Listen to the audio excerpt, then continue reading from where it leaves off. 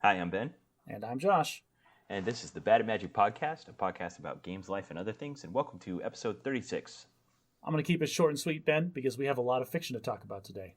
Uh huh. For Bad at Numbers, number 36. This is a game related one. We don't talk about games enough on this show, I feel like. 36 is the number of possible outcomes that you can get when you roll 2d6. And As in two as in six-sided dice. two six-sided dice. That's just what I was going to go into because Sorry. as a hardcore D&D nerd, I have to specify like how many, and then what kind of dice. So 2d6 is 2 dice with 6 sides, or 4d12s is 4 dice with 12 sides. And yes, there are dice with more sides than 6. Okay, so 36 possible outcomes. Yes, The with most bell likely curve of which around is the number 7. 7, of course, because that's if you look at a dice, it has 1 and 1 is the lowest number, 6 is the highest number. So there are the most combinations to make 7 between 1 and 6. Okay. Yeah, hooray for 36. Woo. On episode 35 of the Bad at Magic podcast, we talked about what we call the shopping cart theory. And I'd given you a hard time because you explained to our listeners what a cart corral was for gathering shopping carts in the parking lot. And I neglected to mention something I should have mentioned that was ever present. You said, well, maybe our listeners in the UK. And I'd forgotten there's something very specific in the UK that factors into cart theory. Not just the UK, all over Europe. And that is, whenever you take a shopping cart at a place of shopping where you would need a cart, there's a financial transaction that takes place. And you put usually something of the equivalent of €1 or £1 into the shopping cart in order to have it released by a chain from a chain of shopping carts. Oh, okay. So kind of like the carts at like an airport where you Yeah. put in like $1 and then you get a cart. Exactly. You make a deposit. And it influences the people that are on the chaotic and evil end of the spectrum enough that it tends to bring them into line with the common behavior. So basically, if you want to blow off returning your cart, it's going to cost you $1. And most people aren't willing to do that. Oh, interesting. So yeah, there is some financial external incentive into returning your cart. Now, do you get your whole investment back, or is it just a portion of it? You get your whole investment back. Wow, that's So pretty legit. there's a little chain on the cart that only can reach. It can't reach itself. You can't like pull it around and plug it into itself. It can only reach the next cart when it's fully pushed into a row of carts and engage with the cart in front of it. So you can't even put it into the cart corral badly. It has to go precisely into the cart corral. Oh, okay. So you have to perfectly stack it the way that a paid employee would otherwise have to. And then it will release your coin. Give me my $1, you stupid cart machine. Yeah, but it definitely has a much narrower range of possible outcomes with that situation. That's interesting. I'm glad you brought this up, but I thought for sure that you were going to be the bigger man and acknowledge that on the Reddit we did get a comment from a listener that said in Asian countries they don't have shopping carts or cart corrals in the traditional Western sense. And so it was good that you explained that. There may be some listeners that didn't know what a cart corral was. So yeah. More points for me. Okay, I was wrong. Another point for Josh. So another thing that you mentioned last time was the fact that 2 classic Christmas movies, White Christmas and Holiday Inn, could have been filmed on the same set at the same time and just been spliced into 2 different movies. I still feel that way. Well, and I thought that was interesting, so I did a bit of research on it, and I found out that it's actually really fascinating. So, Holiday Inn was filmed in 1941, and it was in like the middle of production when the Japanese attacked Pearl Harbor. Oh dear. Okay. So they didn't have enough time to like adjust the script or anything. So all they did to kind of give it a little bit of extra patriotic fervor was expand on the scene where they're doing like a 4th of July production on stage, and they added the little bit about the 4 services, Air Force, Army, Navy, Marines. But really that was it. It was kind of pre the United States has entered the war times. And the cast and crew of it, like you said, was just this back in the day when it was okay to just go on screen and tap dance for 15 minutes. Yeah, but did you watch the movies? I've watched. I did not watch those 2 this year, but I've watched them both. Oh. Alicia loves them, and she turns them on, almost every year. The Holiday Inn is notable in that it was the film in which was released the song White Christmas for the first time ever. and it was relatively popular when it came out because of the patriotic scene and this stuff. But it was, maybe the eighth most popular film that year. Um, White Christmas, on the other hand, was basically the filmmakers, as if we thought we invented this in our time, basically remaking Holiday Inn. It was a remake. Oh, They recast it. They came out with a new vid. It was the same musical producer, Irving Berlin, but they couldn't get the same cast, and so they got Danny Kaye instead of I can't think of his name. Bing Crosby. Bing Crosby was in both. Okay, It the other was, guy, Clark Gable. yeah. Oh man, I don't know. I'm just saying old actors' names now. I'm sure my wife you're doing really good. Nicole is screaming at me from through space and time listening to this podcast right now. Fred Astaire. There you go. It was Danny Kaye instead of Fred Astaire, and he was astute. He took 10% of the profits and $200,000. In 1942 money, that's like $8.6 million. Yeah, well, it was the top at the time that White Christmas came out. It was the number one movie of the musical of the year by far, and the number one grossing musical of all time up to that point. So it was a big success. But it was very much the same plot of. Roughly the same plot, a loose remake of sorts. So that's why they seem so similar. Okay, well, all of that said, and how amazing these films were, and how interesting the backstory was, I cannot in good faith tell people to go watch these films because they just drag and they're slow and the pacing is off and they're just archaic. If you like watching men dance.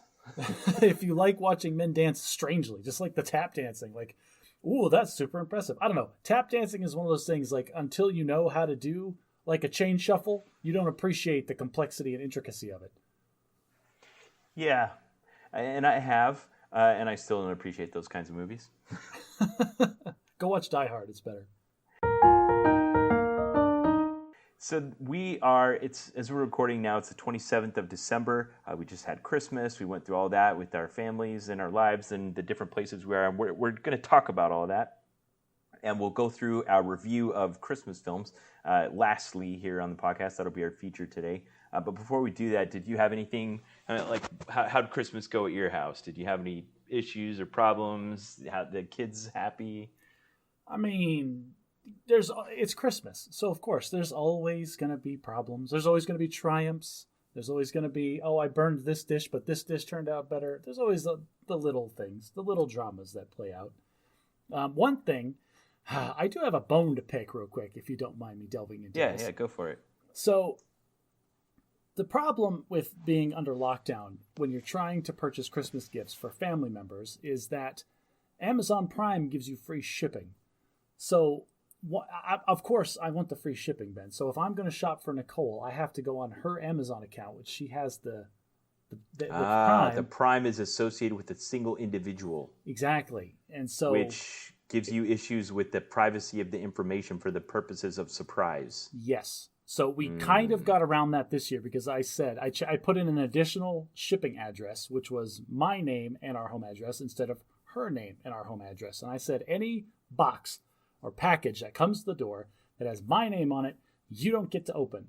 So the only degree of secrecy you can preserve is just the noise level, as in she knows you got a package, but she doesn't know what's in it. Well, she could just go click on my orders and figure out exactly what everyone has purchased for the last, forever, because that's how the internet works. But we were going on the honor system for that one. Yeah, but honor system makes it seem like it's immoral to look. The real question is, does she want the sensation of surprise more than she wants the maintenance of the secret? I'm trying to run my Nicole simulator in my head to figure out what she's thinking when it comes to gifts being purchased for her, but it just comes up blank. It just comes up as she just doesn't care. Like you haven't gathered enough information for your simulator to produce an accurate simulation of this. I don't know if she just doesn't care about not knowing what they are until she gets them, or if she really does care but also wants to preserve the secrecy, because from the outside those two things look exactly the same. This feels like a problem that's going to get solved eventually. We had old ways of doing it. Back before shopping online was a thing. If you wanted to surprise someone, you took cash, you went to a store when they weren't around, you bought something, you had a reliable hiding place, and you were relatively assured you could produce a surprise on Christmas Day. Yes. Well, and I attempted to do that this time. So we had the honor system for not looking at the orders tab, And we had the structure in place. If it's addressed to me, you don't open it. And that preserves the surprise. And I can wrap it separately. The kids can wrap it. And then we can actually shop for different people in the family. And everything will be fine. Squared away. Right up until Amazon ships one of my gifts in just its box. Not the Amazon box. Just the box that the gift itself came in. And just slapped their label on it. Wow, gee. Thanks, Amazon. Really preserving the magic of Christmas with this one. Man. That's, well, but okay, Josh, but you know that they are willing to work around this. They've already tried to address it a little bit, not solving the digital problem of being on a shared account, but like producing, there's the check this box if this is a gift thing. I just assumed... I'm sure it wouldn't come just in its box, in its standard packaging if you check that box. That's interesting, because I just assumed that meant that they would ship it with a gift receipt or some way of returning it for the person. Doesn't just mean that. Does it gift wrap it? Have you used that box? I have, but I haven't send it to myself like that, so I can't testify from firsthand experience what happens. Interesting. Now I want to go order 2 things that cost $3 on Amazon, and I want to check the box. One of them, this is a gift, and the other one not, and I want to see how they come differently. It needs to be a thing that they would send it just in its own packaging. Oh, well, that's not a thing. That's a complete crapshoot when it comes to whoever at the warehouse is working today. Because you don't think there's rules about it like that are just in the system? It's a data field in the database that when that item comes up on its own, it says just slap a label on it and send it. I do not. I don't believe that at all, because there is no rhyme or reason to how things get packed in those Amazon boxes. Yeah. We've had a giant Amazon box the size of a toddler, and we opened it, and it's nothing but those air-filled plastic baggies and like a tube of shampoo. And we're like, who's packing this thing? And, it makes sense. Maybe that guy ran out of the shoebox sizes and all he had was the giant boxes left. Who knows? Okay, so Christmas is over. Did you succeed? Were you able to generate the surprises? So I thought I did well, because there was a couple of things that she needed that like broke down during the year. And I put a little earmark in my brain, and I remembered them. This is the thing. I never remember this stuff. And so I went to, the first thing I bought is she had a coffee mug that she loved to death. And it was a KU coffee mug, because she went to KU. Kansas University. The Jayhawks. Red and blue. Yeah. Yes. I don't know if that's the right name. That's why I didn't say it. Yeah. I don't want to say University of Kansas or Kansas State University. I think it's, I don't know. Kansas State's a different thing, but yes. Okay, thank you. She went to KU, Rock Chalk. But she loved that mug, but it had been through the dishwasher one too many times, and like all of the images on it were fading, and like there was water trapped in like the part that was supposed to be insulating. That's a good safe replacement there. And I felt so proud of myself when I bought like a fancy good replacement for that mug. And then my mother-in-law also bought my wife a mug from KU that was just a little bit better than mine. And yeah, just right in the solar plexus on that one. That sounds like right out of an episode of Seinfeld. Where they're both sitting in the room, you open them both, they're the same thing, they're sitting next to each other on the table, one's obviously better than the other. Yeah. It's like, oh well. Then it becomes this like psychological experiment about who do you love more. I thought it was just funny because the other gift I felt like I knocked out of the park, because she had this electric blanket that she loved all the time, and it broke. It just got used too much. I'm like, perfect. I'll get her another electric blanket. That's the one that showed up without any wrapping from Amazon. So I went 0 for 2 on Christmas gifts this year. I get when it showed up at the house, she's like, "Oh, is this my Christmas gift?" I'm like, after swearing a bunch, I said, "Yes, that's your Christmas gift." She's like, "Can I open it and use it now?" Okay, well, that's a good sign. I mean, that you met the demand. I said, "Yes, you may use this now, but I am going to wrap this empty box and put it under the tree." And I did. For who? Kids? For her. No, for her. Like I had to give her something at Christmas. Come on. Yeah, my wife has a tendency to do what you just described, whereas we're getting close to Christmas. She'll buy things people need and then set it aside. I'm like, but they need it. Give it to them now. She's like, no, this is going in their stocking.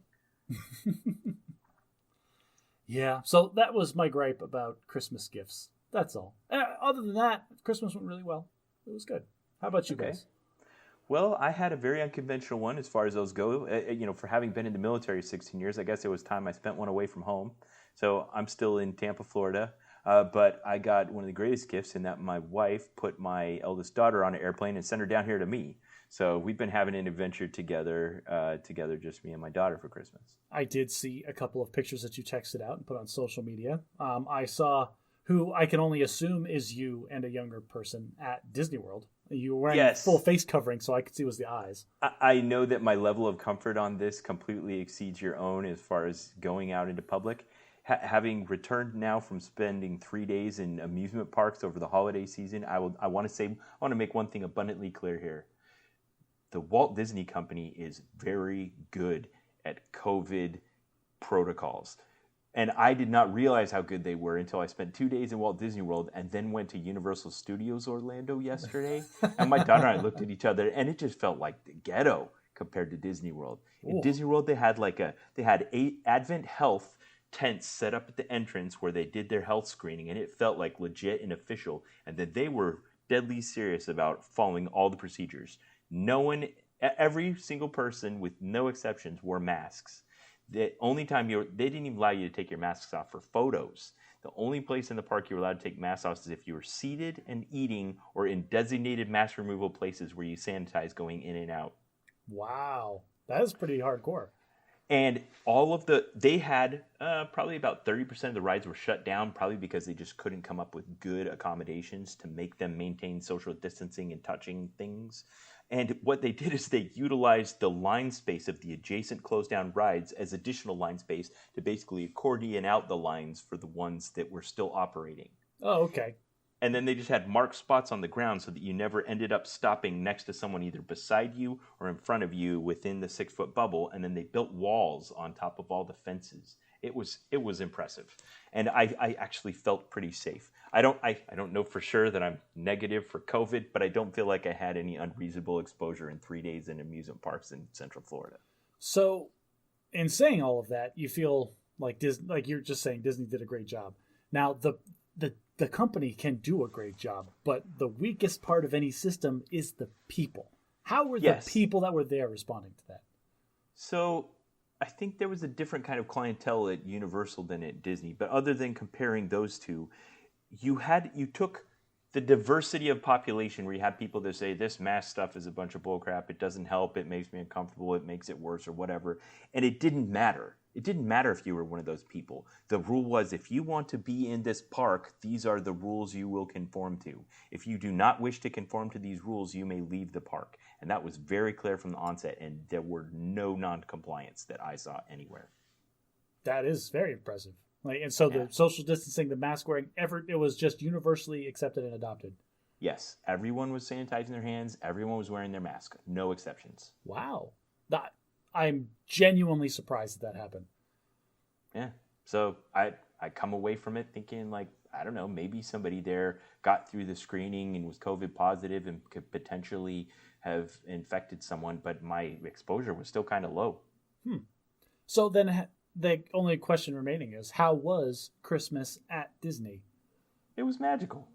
Oh, Disney, go ahead and sponsor the show if you feel like it. It was great. I loved it.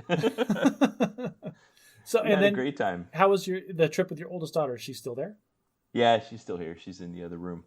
So she helped me this week as we watched all the movies together and did a deconstruction on the magical elements, and she helped me out. So that'll go factor into our discussion later. But she brought down a few Christmas presents that my wife sent.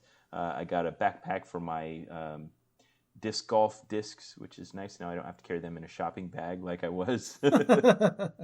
Oh, it sounds way more Florida to have it in a shopping bag, though. Yeah. And she sent me a Lego set that I haven't put together yet, so I'm looking forward to that later tonight. Legit. Very high quality gifts. How about you? Do you get anything you like? So my son actually got me a really cool gift. And just some random pot metal cheapo bottle openers, but they're formed like the Infinity Gauntlet that Thanos wore. That's right. You sent me a photo of that in the text.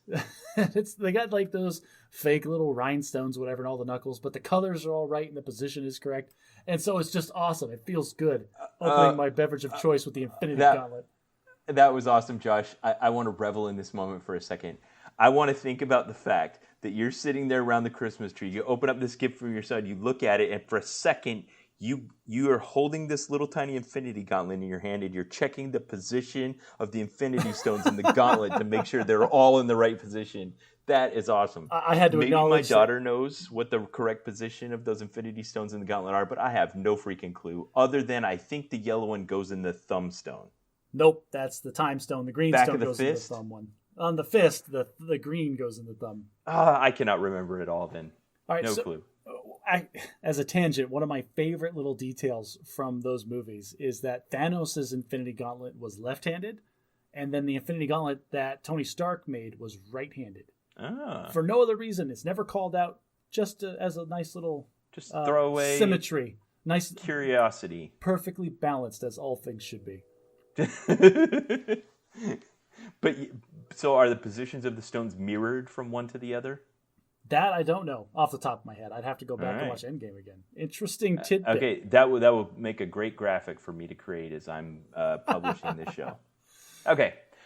Well, I'm happy you got that. That was it? That was your notable gift, was the Infinity Gauntlet bottle opener? Oh, no, I got a lot of good gifts. The other great gift that I've super been enjoying is my wife got me these wonderful man slippers. And I'm very holding, nice. And for your listeners, I'm holding it up to the camera so Ben can see it. They kind of look like Crocs. They're slippers. They keep my feet warm because my feet get cold sometimes. And not anymore. Not anymore. And they've got actual hard rubber soles, so for when I have to take out the trash, because I have to do that. And I've been doing it in flip-flops, and my tootsies get a little nippy. And my wife said this, and she goes, I shopped for a long time to find the manliest ones I could, and I found these, and they're dark gray on the outside, and they're high-vis hunter's yellow on the inside. And I have to admit that is orange, man. It's It's the high-vis orange color. It's like a reflective vest kind of orange. And honestly, I have to agree with her. It does make them cooler. I like it. I'm wearing them now because it is cold in here, but my feet are nice and snug. So it's time for Bad English. It's time. Today's word for bad English is posh.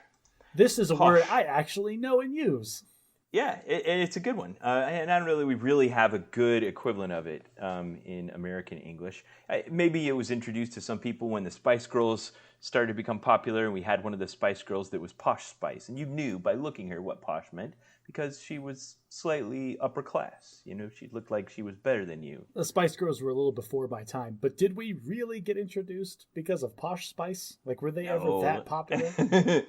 It kind of has three meanings. I mean, if you go way back to when, like English doesn't sound like it did now, it meant a substantial sum of money. But it came to be used metaphorically for anything pricey or upper class. So you might say that she has a posh accent, which it doesn't have anything to do with being pricey, but it sounds like a rich person. Yeah, we're talking about My Fair Lady stuff there. Yeah. Or it could also be used to mean stylish, elegant, or exclusive. And even poor people might use it like, hey, that's a posh vest. Just like, hey, that looks nice, or it makes you look upper class. Or it could be used as like a pejorative, like you're getting uppity. Like, there's a new posh neighbor moving in next door that thinks they're all that. That's a tonal thing you'd have to say. It's like, check out that guy. Oh, yeah, he's quite posh. Yeah, exactly. So what was your exposure to it? Why did you know it? Oh, well, we watch a ton of British sitcoms and baking shows. And so just understanding and I don't know, like you said, there's not a real good English equivalent, like American English equivalent of posh. And so it just kind of creeps into the zeitgeist. Like you might say like snooty or I don't know. So, for example, we had Christmas dinner the other day. Nicole made savory meat pies that were just to die for. We had, all of our normal Thanksgiving sides, and then she baked this wonderful apple pie, and just like the whole spread was fantastic. And then my brother-in-law was here, and he goes, "Oh, this is really fancy meal. You guys went all out." And then I don't remember if it was me or my wife. Like, yes, we are quite posh. There you go. Yeah, isn't that the point of bad English? Like, hopefully we're expanding your horizons. You can use some new language, and if we don't have a good American term that fits the bill, let's adopt a British one. This is one of the few times that I agree with that sentiment right there, because half the time these bad English phrases are like a nuance wrapped in an inside joke baked in history that you don't understand. Yeah. Well, this is a posh podcast, so we do that kind of thing from time to time. Quite highbrow. Well, give us some bad at parenting. Okay, so this was fun. My daughter got some kites. Like I don't know when all this started, but like for a month we've had fully constructed like starter beginner level kites in our closet, and we've just been waiting for the windy day. Actually, no, that's not true. We were waiting for two things. We were waiting for a windy day and for our children to remember that we had kites and to tell us, hey, it's windy, we need to go fly kites. Okay, I understand how those. If this was a logic that you'd put in like a computer program, both of those conditions needed to be true. Yes, because if it was windy out and we noticed, but the kids didn't, we didn't say anything. Okay. But one day it was windy, and the kids remembered, and the kids noticed. Like, hey, it's windy out, we should fly the kites. Like, yes, the conditions have been met. Let us fly the kites. So we put our coats on, and like it was windy and a little chilly out. It is Arizona, so it was down in like the 70s. So I wore a jacket. Yeah, no, I mean, we were risking hypothermia going to the pocket park to fly kites that day. But what was really funny is I noticed this while it was happening is my daughter Jane, who is 6, I tell her, Jane, get a jacket. Like she goes, but it's not cold outside. I'm like, it doesn't matter. Get a jacket just in case. And she came in and got the jacket. And I look at my son who was outside, and I'm like, who also was not wearing a jacket. And I went to myself, nah, whatever. And then my wife goes, why are you telling her to get a jacket, not him? And then this thought catalyzed and it came to the forefront of my brain. It's because you protect your daughter. But the boy, he'll learn his lesson. Yes, I've done this exact thing. Are we wrong? Are we male chauvinist pigs? Maybe we are. I don't know. But this is such a deep-seated thing. I didn't even question it when I do it. I don't feel bad about it. I'm like, I'll take care of the girl. The boy will learn his lesson. Yes. And that's what came to the forefront of my brain. But it is so deep in there that I can't dredge up the core reasoning behind it. It just lives there. It's the same concept of, we had this conversation not too long ago, me and my wife, the expectation of our children when they become eligible and old enough to be dating. It's so you encourage the boy, but you discourage the girl. I mean, not necessarily discourage, but the conversation is very different there.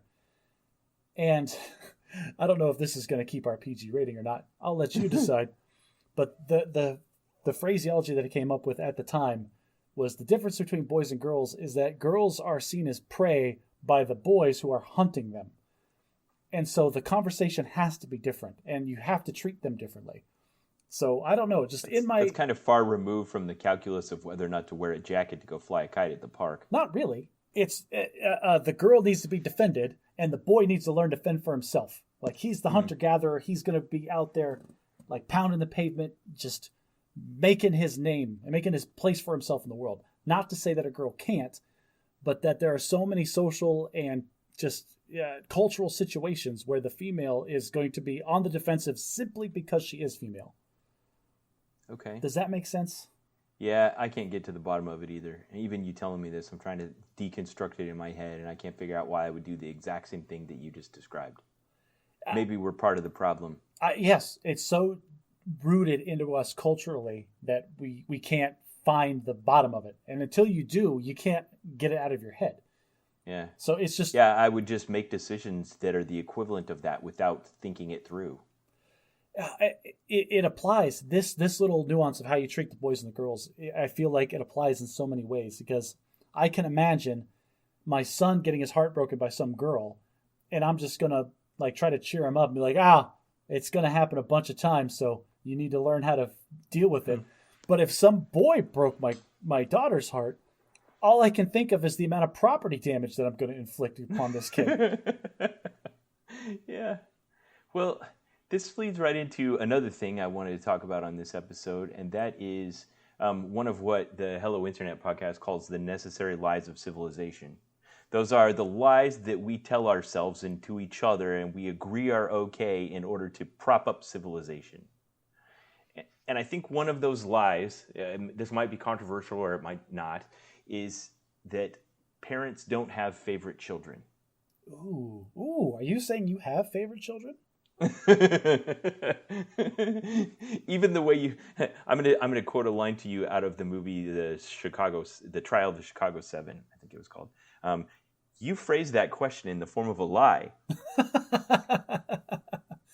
So I'm going to get around this by saying I only have two children and that they are different enough that they fall into two different categories of children. And so they are both my favorite in different categories. Yeah. Again, and your playfulness here illustrates what I think is the underlying point, and that is that we've agreed as a society to pretend, more so than we've agreed to as a society pretend in the existence of Santa Claus or the Tooth Fairy, that grown-ups don't have favorite children. Yes. It is one of the necessary lies of civilization. Spoilers for Santa Claus, everyone. Don't let your kids listen to this podcast. We think of it, we're just getting started in the reasons your children should not be listened to this podcast. The necessary lie here is that we look at people who have broken this covenant, who have essentially told their children that there's no Santa Claus, in the perspective of grown-ups pretending that they don't have favorite children, and we think of people that do that as bad parents. Well, and we only think that way because we assume the emotional damage that they are then inflicting upon the non-favorites or the others, or just the now emotional and social dynamic that exists amongst siblings that know their ranking in order of preference. Yeah, and there's a verbal game we play surrounding this. I remember it as a child. When I was a child, I remember I went to one time, somehow I asked my mother a form of the question of, do you love me or daddy more? Oh. I don't know why I thought this was necessary to ask my mother. Okay. And I was expecting her to say something like, I love you both. Now, that's very Oedipal, but like children and spouses are different. Right. And my mother decided it was time for me to learn that and said, I love your father more. And didn't mince any words about it. And I felt offended. I think I may have cried. But she was unapologetic about it, and good for her. Interesting. I'm trying to imagine a scenario where one of those trolley problems where you can save your kids or you can save your spouse. Which one do you choose? And honestly, my first inclination is to save my spouse because I love my spouse more than my kids. Sorry, kids. I'm a guy. You had to grow on me. We kind of talked about that with like when you had to decide during childbirth whether to save the mother or to save the child. Yes. Yeah. That's before you know the child. For a guy, it's different. Like Carter and Jane listening to this from the future, I'm sorry. It took a couple of months, all right? Like, you guys were kind of a chore at the beginning there. But I have always loved my spouse, and I picked my spouse. The kids, they just appeared and materialized in my life. But here's the thing. Like, in that trolley problem, I would have to save my kids because I know if I saved my wife, she would then immediately murder me for not having saved the kids. Yeah. Well, that leads to another one of the necessary lies of civilization. I mean, we have Santa Claus, that we've all just kind of have a general pact that we agree for the wellness of the fantasies of children to preserve his existence. Whenever you see a baby, all babies are cute. Even if they aren't, you say that they are. It makes the mother feel better, and we don't know what the baby understands yet. Most babies are not very cute. All brides are beautiful, if for no other reason than they went to some trouble to try to look presentable that day. This is one of the necessary lies of civilization. Another one. Hang on a second. I have a life hack here. Listeners, if you're ever around a bride who is not quite beautiful and she asks you, how do I look? Don't say anything about her. Just talk about how lovely her dress is. Because now you're not lying. And you're pointing out all the things that she wants you to. These are the necessary lies of civilization. These lies are important. I want you to tell them. Tell the bride she is beautiful. How do I look? Meh, could be better. It's about you. I don't know. Did you have a couple? Does this dress make me look fat? Could you have? All right. So I hate that verbal trap. It's like, how do I look in this outfit? And because I've discovered that there's no right answer. Because if I just say, "Oh, honey, you look great at everything," she's like, "Oh, you're no help." And then I make exactly. that. I know you're a liar. No. I need the truth. I make that mental note, and I'm like, okay, next time I'm going to give her the truth. And then we get to the next time. How does this look? It's like, I don't know. What are your other options? Well, this shirt is a little weird this way, but this one, the cut's a little more flowy on this side. And then she just looks at me like all I wanted was validation of what I'm wearing, you ass. Oh, just update your simulator and move on. Well, But there's no winning. All right, so Okay. if we have necessary lies, then we have to stop being asked impossible questions. Yes, yeah, and there's other necessary lies. You know, violence is never the answer, or whoever got in line first should go first. Those kinds of things. Whoever got in line first should go first. Then Yeah, exactly. You that, believe that lie. that's And not they a prop up lie. civilization. Nuh-uh, there's reasons. There, there. We could have another whole episode about that. Okay, you know how all the checkouts in the military base exchange have signs over them that say military in uniform have priority during these hours? Yes. I went into the store this week and it was like Christmas shopping and all the lines were stacked up. And I was just walking towards the lines and someone actually offered to let me cut in front of them in the very front of the line and they had like 5 people behind them. And I was mortified. I was in uniform. I was like, no, man, I'm not doing that. How many things were you buying? I had like I had a couple of Cliff Bars in my hand, I think. You know what, Ben? Good on you for respecting the sanctity of the line. Yeah. Okay, but back to the original lie that we were talking about, and that is that parents don't have favorite children. You want to know the truth? Of course they do. Of course they do. Your daughter is in that room. The reason people prefer different foods. You know, sometimes children taste bad, like a food that you don't like. And sometimes they taste good, like a food that you do like. And you have preference of one over the other, but you don't always have the same preferences. But here's the real bottom line of any good parent anywhere. Your favorite child is the one that needs you right now. They're the one that needs you to pay attention to them. They're the one that needs your love and your kindness. And so you don't express that in terms of favoritism. You express that in terms of giving.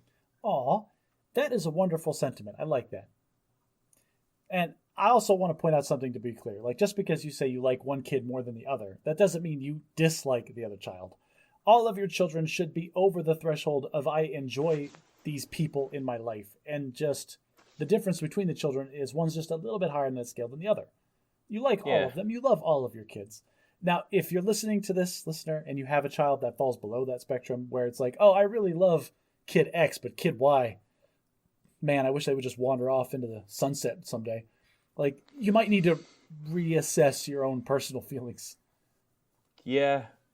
I was talking to a good friend of mine today, and they had, when they were 16 years old, their mother committed them to a mental hospital to get rid of them from their life. And the wounds they bear now as an adult in their mid-40s from that experience as a 16-year-old are so profound. They're off the charts. Of a child actually being told and demonstrated to that they are not valued by their parents. Right, exactly. Oof. Yeah. Well, I'm going to take the lighter side of this. And if my kids ever do ask me, who do you like more, me or the other one? I'm going to make sure both of them are present. And then I'm going to tell them the truth. And then I'm going to tell them why. It's like, oh, well, today I actually like this child better because he cleaned his room and you didn't. You play them off of each other. Constructive feedback so they can improve performance. This is management 101. Very good. Yeah. And I love all of my children. And out of a profound sense of duty that comes from the fact that I brought them in the world and I'm responsible for their existence, I love all of them. But they also have brought a great deal of joy and happiness to my life through their unique things that they have that aren't necessarily what I would have chosen. Kind of like being presented with a dish that isn't what you would have cooked, but you find to be enjoyable nonetheless. Let's be clear. Alicia brought these children into the world. You were involved at best. All right, I think it's time to move on to our feature, which is our movie review that we've been building up to for a couple of weeks. Woo! All right, everybody. This is the part of the podcast where if you don't care about Christmas movies, and if you don't, you're a monster, and shame on you. But if you don't, this is where you get to bail out. Because what we are going we'd solicited from our listeners a list of Christmas movies for us to review. I think this could be an annual feature. There's definitely enough Christmas movies out there. But the 5 that we had nominated this time were Nightmare Before Christmas, Polar Express, Muppets Christmas Carol, Arthur Christmas, and The Santa Claus. This is a very wide range of Christmas movies. We had an animated movie. We had live action. We had CGI animated. We claymated, like the whole spectrum here. Yeah. and yet kind of narrow. We had 4 movies that were exclusively about Santa Claus, and one that was kind of a retelling of an old tale from colonial Britain. I don't know what Victorian to call England? it. Yeah. Victorian England. Ugh, And Dickens. now, just listener, if you're new to the show, because this is the Bad at Magic podcast, what we do here when we review things like books and movies is we're evaluating how bad at magic they are. So for the purposes of these 5 Christmas movies, we're going to be we're using a derivation of what Brandon Sanderson's uses for evaluating magic systems. And that is determining whether the use of the magic system is a hard magic system or a soft magic system. A hard magic system being one that has specific, clear, understood rules and limitations, or a soft magic system that's vague and undefined where rules and limitations are never clearly explained. Yes. And then how well they adhere to what we call Sanderson's laws of magic. And there's 3 of them with an asterisk 4th. An author's ability to solve a conflict with magic is directly proportional to how well the reader understands said magic. So how well do we know what the rules of the magic system are? And these are important. I need to put the footnotes on these because Go ahead. The Sanderson's laws of magic are specific to storytelling. What makes a good story using magic? And this one, like the author's ability to resolve conflict with the magic, like if you as the reader don't understand the magic system, or the viewer in this case, then whenever the protagonist solves their problem with the magic, you're going to think it's BS. Think of the ending of Star Wars Rise of Skywalker, where we had random resurrections, we had the Emperor force tasing entire starships out of the sky. We didn't know what the rules were, and so the whole thing just felt like contrived and a letdown. Yeah, it wasn't good storytelling. Right. So, all right, go ahead. The second rule is that the limitations are just as important, or maybe more important, because of they constrain it, and then if the protagonist can act within the constraints of the system, that's more interesting. Personally, for what the magic system is capable of. Yeah, for me, the second law here: the limits are more important than the capabilities. This is why I don't like any of the Harry Potter films or movies. Movies, or books, rather, I should probably say. Because there's really no limitations. There is no limit to what magic can do. And like sometimes they have to say words, sometimes they don't. Sometimes they just got to point the wand really hard. And so whenever they solve the problem with there's a death spell. Yeah. Well, yeah, there's also a death spell in real life called any gun. Like, let's not get started on Harry Potter. But the fact that there are no limits, it feels like there are no stakes. It feels like, we just need bigger and badder for the closing of the story. Yeah, and then the third law is expand on what you have before you add something new. And that is just, work with what you got instead of just solving every problem with pulling something ex nihilo. Yeah, I'm looking at you, Harry Potter franchise, again, for every single movie coming up with some new way that the plot gets resolved with no problems whatsoever. I just spent yesterday afternoon in Hogsmeade and Diagon Alley, so I feel kind of defensive right now. You leave the Harry Potter universe alone, Josh. The Harry Potter universe can be a fun and interesting universe to live in, but it is crap storytelling, and I will die on that hill. All right. And then law 0 is if a conflict comes up, don't these 3 rules aren't set in stone. Always err on the side of that which is awesome. Yes, if it makes for a much cooler story or a better resolution to break one of these rules, then go ahead and break it. Yeah. Okay. So what film should we start with? Oh man, I love all of these movies so much. Actually, no, I don't. I watched all of these movies, and some are far better than the others. Like, I'm not supposed to say which ones are my favorite, because that's one of the lies we tell each other, or tell ourselves in society. But I'm actually very interested in what you feel, or what you got out of Arthur Christmas, because that's one of my favorite Christmas movies. Let's start with Arthur Christmas. So for anybody, so spoilers, everybody, for all of the Christmas movies that we're about to talk about. And if you didn't watch the movies, shame on you. And now it's past Christmas, so you probably get them on discount. But if you didn't, Arthur Christmas is a movie that sets up Santa Claus as having like a whole family that live at the North Pole full time, and their job is being, Santa Claus. The first thing go ahead with your plot synopsis. They have this army of elves, and the movie sets it up as it's a very militarized, bureaucratic system that they've established. Very hierarchical. This is your job, your sector. People call each other sir. They're all wearing camouflage. They got like berets on. They have giant equipment to get the mission done. And the mission is Christmas night where they deliver all of these toys. One of the toys goes undelivered, and then it's the misfit son of Santa Claus's attempt to try to deliver the one missing toy, and then shenanigans pursue. And honestly, I feel like it's hilarious the whole way. So one thing I didn't know until I think maybe made it to the credits is it was released by Sony Pictures Animation. It's completely CGI, but it was produced by Aardman Animations, the company behind Wallace and Gromit and Shaun the Sheep. Yeah, very British. Yeah, so it definitely has that British feel behind it. One thing I was really having a hard time getting past is it was like somebody had a checklist of common movie tropes that they were just going down the list and checking everything off to the point it started to gain some momentum towards the end, and it became less frequent, but it was so much in the beginning it was really distracting me. Okay, so it has that manic energy of Wallace and Gromit or Shaun the Sheep or those kinds of things, and very British, like you said. It starts off with the bookend story of a little girl that makes a wish for a particular Christmas gift and kind of establishes the feel of like, what is the value of Santa Claus? Santa Claus is in once a year, your dreams come true as a little kid. And that's important. That's like the driving force behind this film. Would you agree with that? I would. It's just trying to maintain the magic for the innocence of the world. Yeah. And what I think eventually becomes... I thought the military thing that you were talking about was inconsequential. It was just the mise-en-scène of this particular movie, that this iteration of Santa was going to be militarized. But it later became an important point that this individual had chosen to militarize the Santa thing, and that was a problem.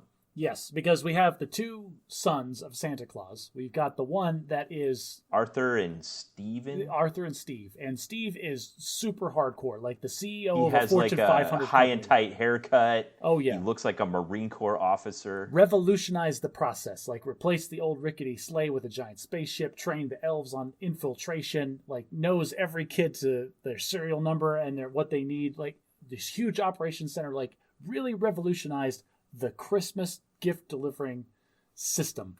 And at the other end of the spectrum is we've got our poor misfit Arthur, who works in letters, and he writes the letters back from Santa Claus to the kids, explaining how Santa cares so much, and using Christmas magic and the dreams of the innocent, he's going to make this wish come true for you, little child.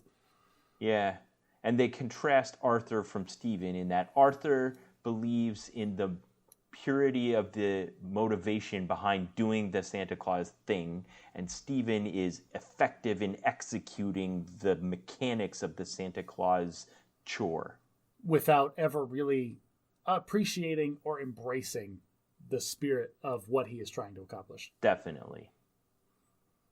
So I was having trouble identifying what part of this was magic. Oh, come on. They have first of all, they have a spaceship that goes like 183 times the speed of sound or some nonsense. There is the traditional rickety old sleigh with flying reindeer that they have flying around. There is an army of elves living at the North Pole, let us not forget. The old sleigh. The old sleigh had all these like steampunky levers that did giant random things that couldn't possibly fit inside of that little sleigh. Okay, so you sound like you're leaning towards what I did with this film, and that is that the magic system is very soft.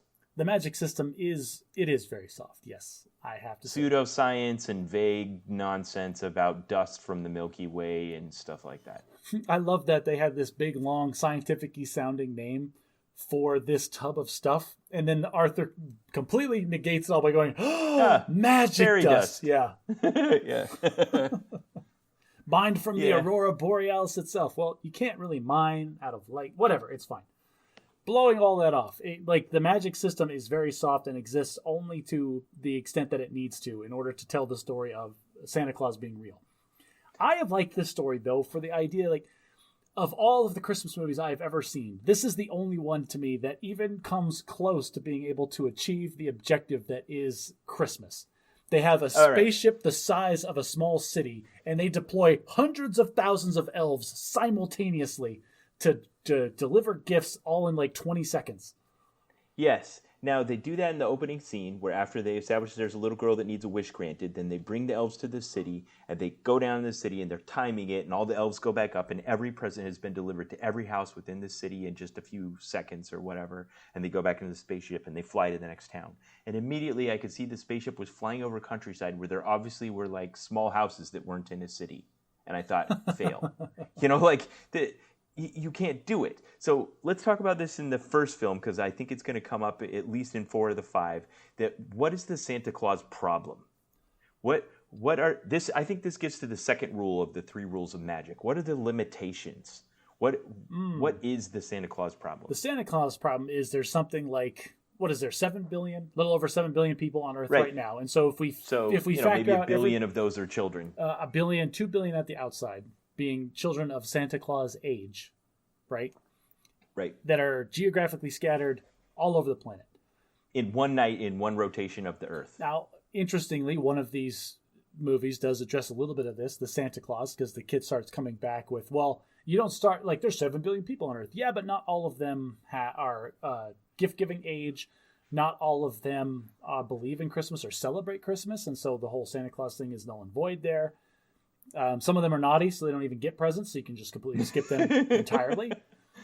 So the problem isn't as big as you think it is, but it's still pretty big. It's still pretty big, especially when you bring in that thing. Like if you have big population centers, yeah, you can probably be very, very efficient when you're talking about delivering gifts in New York City.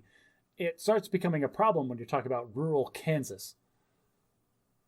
Almost all of these films with, I'm going to say this a lot of times, the exception being the Muppet Christmas Carol, all the ones that are about Santa Claus have at least one scene where they have some kid rattle off some version of the Santa problem.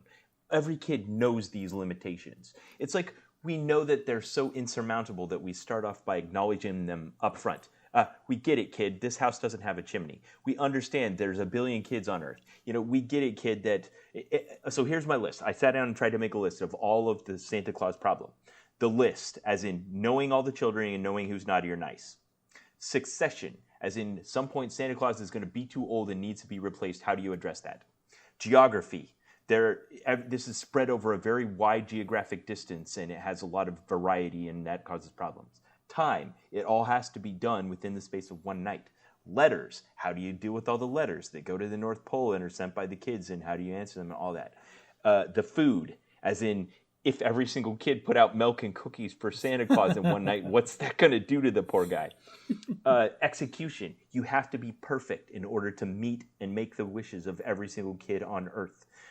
Santa's motivation. Why does he want to do this, and what's he trying to do? And last but not least, the logistics of the toys. Okay. So that's my list of the Santa problem. That is perfect, because I think Arthur Christmas checks every one of those boxes in a satisfactory way. They tried to. Yes. There was a Succession deal. They had a whole hallway with all the different pictures of Santa Claus on it. They talk about the letters. They have a whole section and Department of Elves dedicated to the intake and processing of children's letters. The naughty and nice thing is on the fly. The elves had the little wrist things that they scanned the kid while they were sleeping and gave them a percentage of naughty or nice. The food and stuff left out for Santa Claus was converted to biofuel. That was a throwaway line that happened in the background of the spaceship. Yeah, it's like they sat down and looked at this list and tried to check them all off as in answering them. Well, and here's the other thing. Is this a necessity? If you're going to make a movie about Santa Claus, you have to try to satisfactorily answer every item on the list? Yes, I think you do. Because from a meta perspective, you have to understand that these movies are going to be seen and they're targeted at children. And like you said, children know these limitations. Children all have this brewing in the back of their minds as they're getting to that age where they're like wishy-washy and wondering if this is really a thing. Like, no way this is going to work. Yeah, and so it's what, in order to maintain the lie that we in society have all agreed to, is you kind of have to check off some of those boxes in order to try to put the kids, the viewers' mind at ease. Yeah, and a couple of these films, they just put in the minimum level of effort to acknowledge that the limitations exist and that they can be addressed. Yes, and that's, we'll get to some of those, but I think Arthur Christmas... But Arthur Christmas, I agree with you, is the one that tried to comprehensively address every limitation on the list. Well, and it's kind of like you were talking about before, is contrasting the two characters that were going to be the successors to the next Santa Claus. they had to really go deep on this guy is the operations guy and he's got it all figured out. And in just displaying and showing that, they had to go through all of these things. So the central conflict of the movie is due to just the vicissitudes of conducting this massive global operation, there's going to be errors. And that night there was an error, and our little bookend girl that we started the film with, her bicycle she wished for got lost in the shuffle. They returned to the North Pole, having delivered presents to all of the other billion children on Earth, and they found out that they missed one. Yes, and like then the conflict becomes like Steve thought he had done like executed the perfect Christmas, and this is a mistake and a blemish to his record. And Arthur, all he cares about is we have to maintain the sanctity of Christmas for everyone. And so then there's the grandpa who is the retired Santa Claus who just butts heads with Steve because Steve thinks he's old-fashioned and ridiculous, and they're constantly arguing all the time. And old Santa just wants to just show off and one-up Steve and offers to give... He wants to show him why the good old days were better than what you're doing now. I don't know if it's so much that as... just I was a better Santa Claus than you could ever hope to be because I did it so old-fashioned. But we've talked about this before, with the back in my day, video games used to be hard. It's it's back when I was Santa, I still got the same job done that you're doing without all this fancy stuff. My favorite part between those two button heads is when they're having the dinner.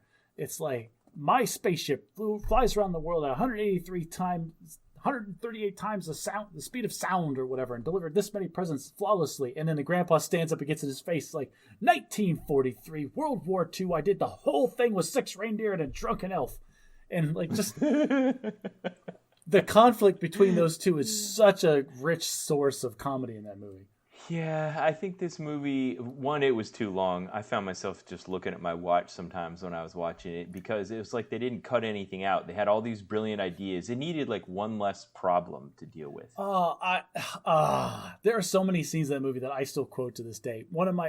I love the old guy is so racist against the elves. Like the old Santa Claus just sees elves as this completely expendable resource. Like what was like the one elf that was with them is like, so we're breaking 17 rules right now. Elf, wrap your head. Yes, sir. And she immediately, no questions asked, like wraps her head in wrapping paper. Yeah, that was hilarious. How awesome was that the whole interplay between those two characters was just so great. I didn't think of it, but you're right. It's like elf racist. So, okay, there was a lot of charm in this movie. I started making a list at one point of like all the things that charmed me. All the British kitsch I loved.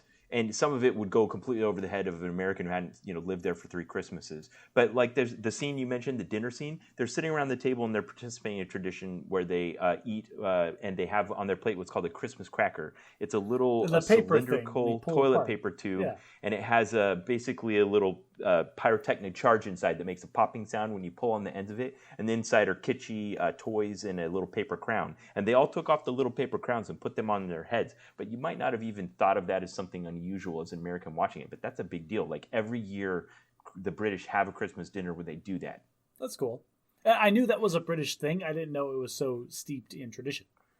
Yeah, and I mean, they showed the red mailbox and they ate mince pies, and all the actors were British actors, and they were all very good British actors. I mean, there were some favorites there. I think Arthur was the guy who plays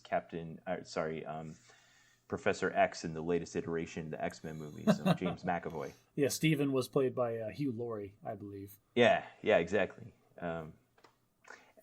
They had that manic military efficiency. Arthur was really earnest. Grand Santa was the old guy reminiscent about the old days. Sometimes the manic action just reminded me of any Aardman production, where it's just, Wallace and Gromit and everything's going crazy, and it just makes you chuckle and smile. Sometimes it was relentless. And I just was like, oh my gosh, does something else have to go wrong so we can fly around like crazy, with a sleigh being pulled by 3 reindeer and a piece of junk from a junkyard with Grandpa flying out the back. You're like, do we need this to balance the sleigh? Oh no, if anything, it's going to slow us down. Just get to the point. No, I actually like that. And the movie felt like you're talking about, it was one small problem that just kept compounding and compounding, and it built to this giant crescendo where the entirety of the North Pole was back in action, just trying to resolve this tiny problem. And the protagonist's flaws were legitimate. Grand Santa still had a bit of pride. Santa didn't want to lay it down. Steve wanted to succeed and wanted to be this paragon of military efficiency, and Arthur just wanted to preserve the spirit of Christmas. But it felt like there was one too many. I don't know. I have such a soft spot in my heart for this movie because it was such a delight watching it the first time that I'm going to sit here and defend it to you. But those were all things I like. I'm still on my list of things I like. Oh, good. At the beginning, I saw Santa come out with medals on his suit and wearing a beret, and I thought, okay, this is just the mise-en-scène of what we're doing here. This is just part of the thing of the film. And I realized it turned out to be something of great consequence. That at some point between Grand Santa and Santa made the decision to militarize the operation, and that spoke of his own pride. And that was why he wasn't willing to hang it up when he'd been Santa for 70 years and was losing his step a bit and was missing kids. Oh, it doesn't.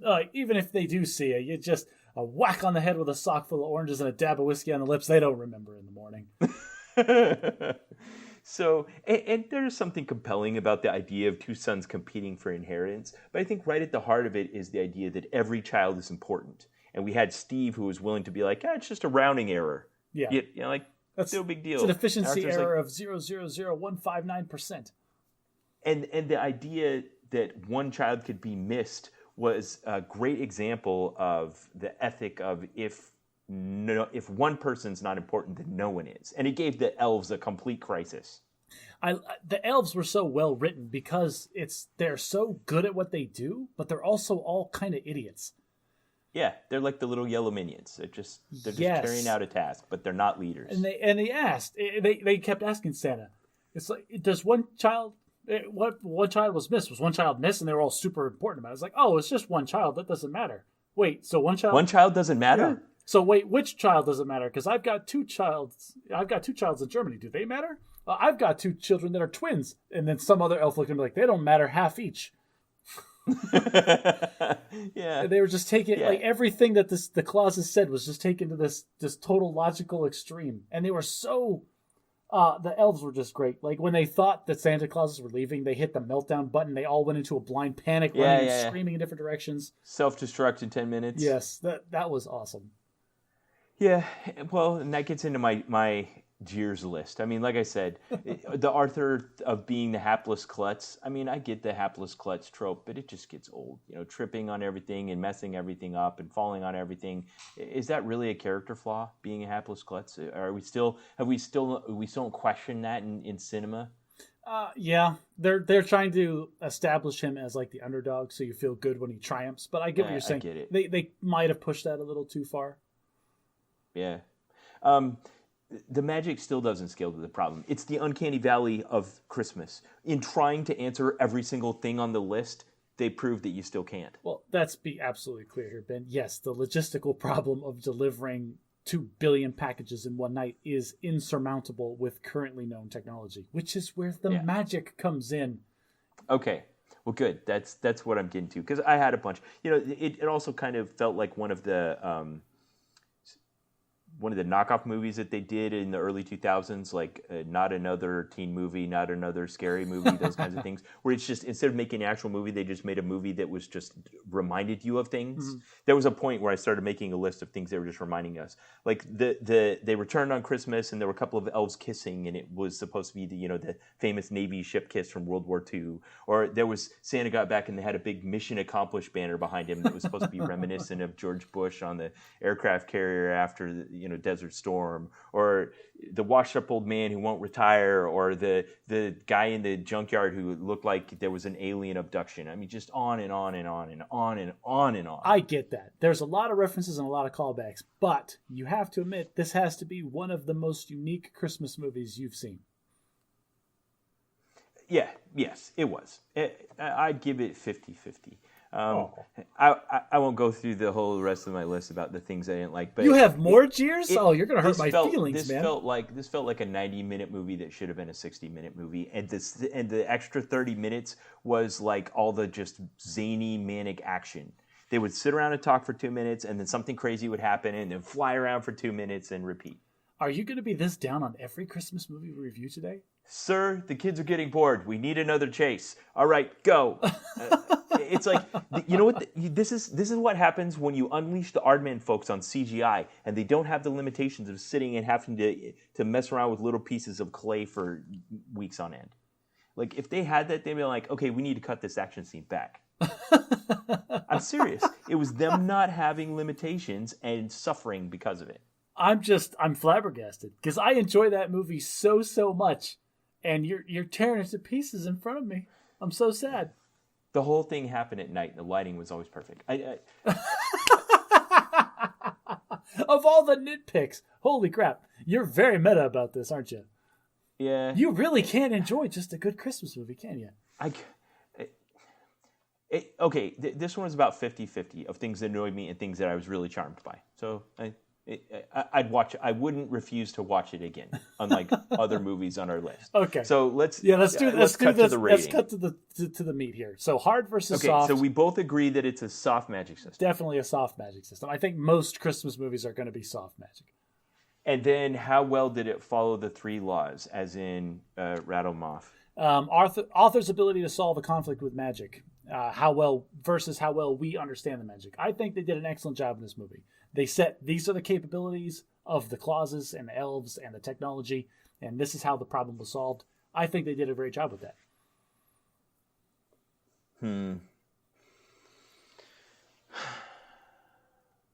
I gave it a low rating, but I can't defend it that well, because really what I was thinking about is the problem, the central conflict of the movie. There were too many central conflicts in the movie.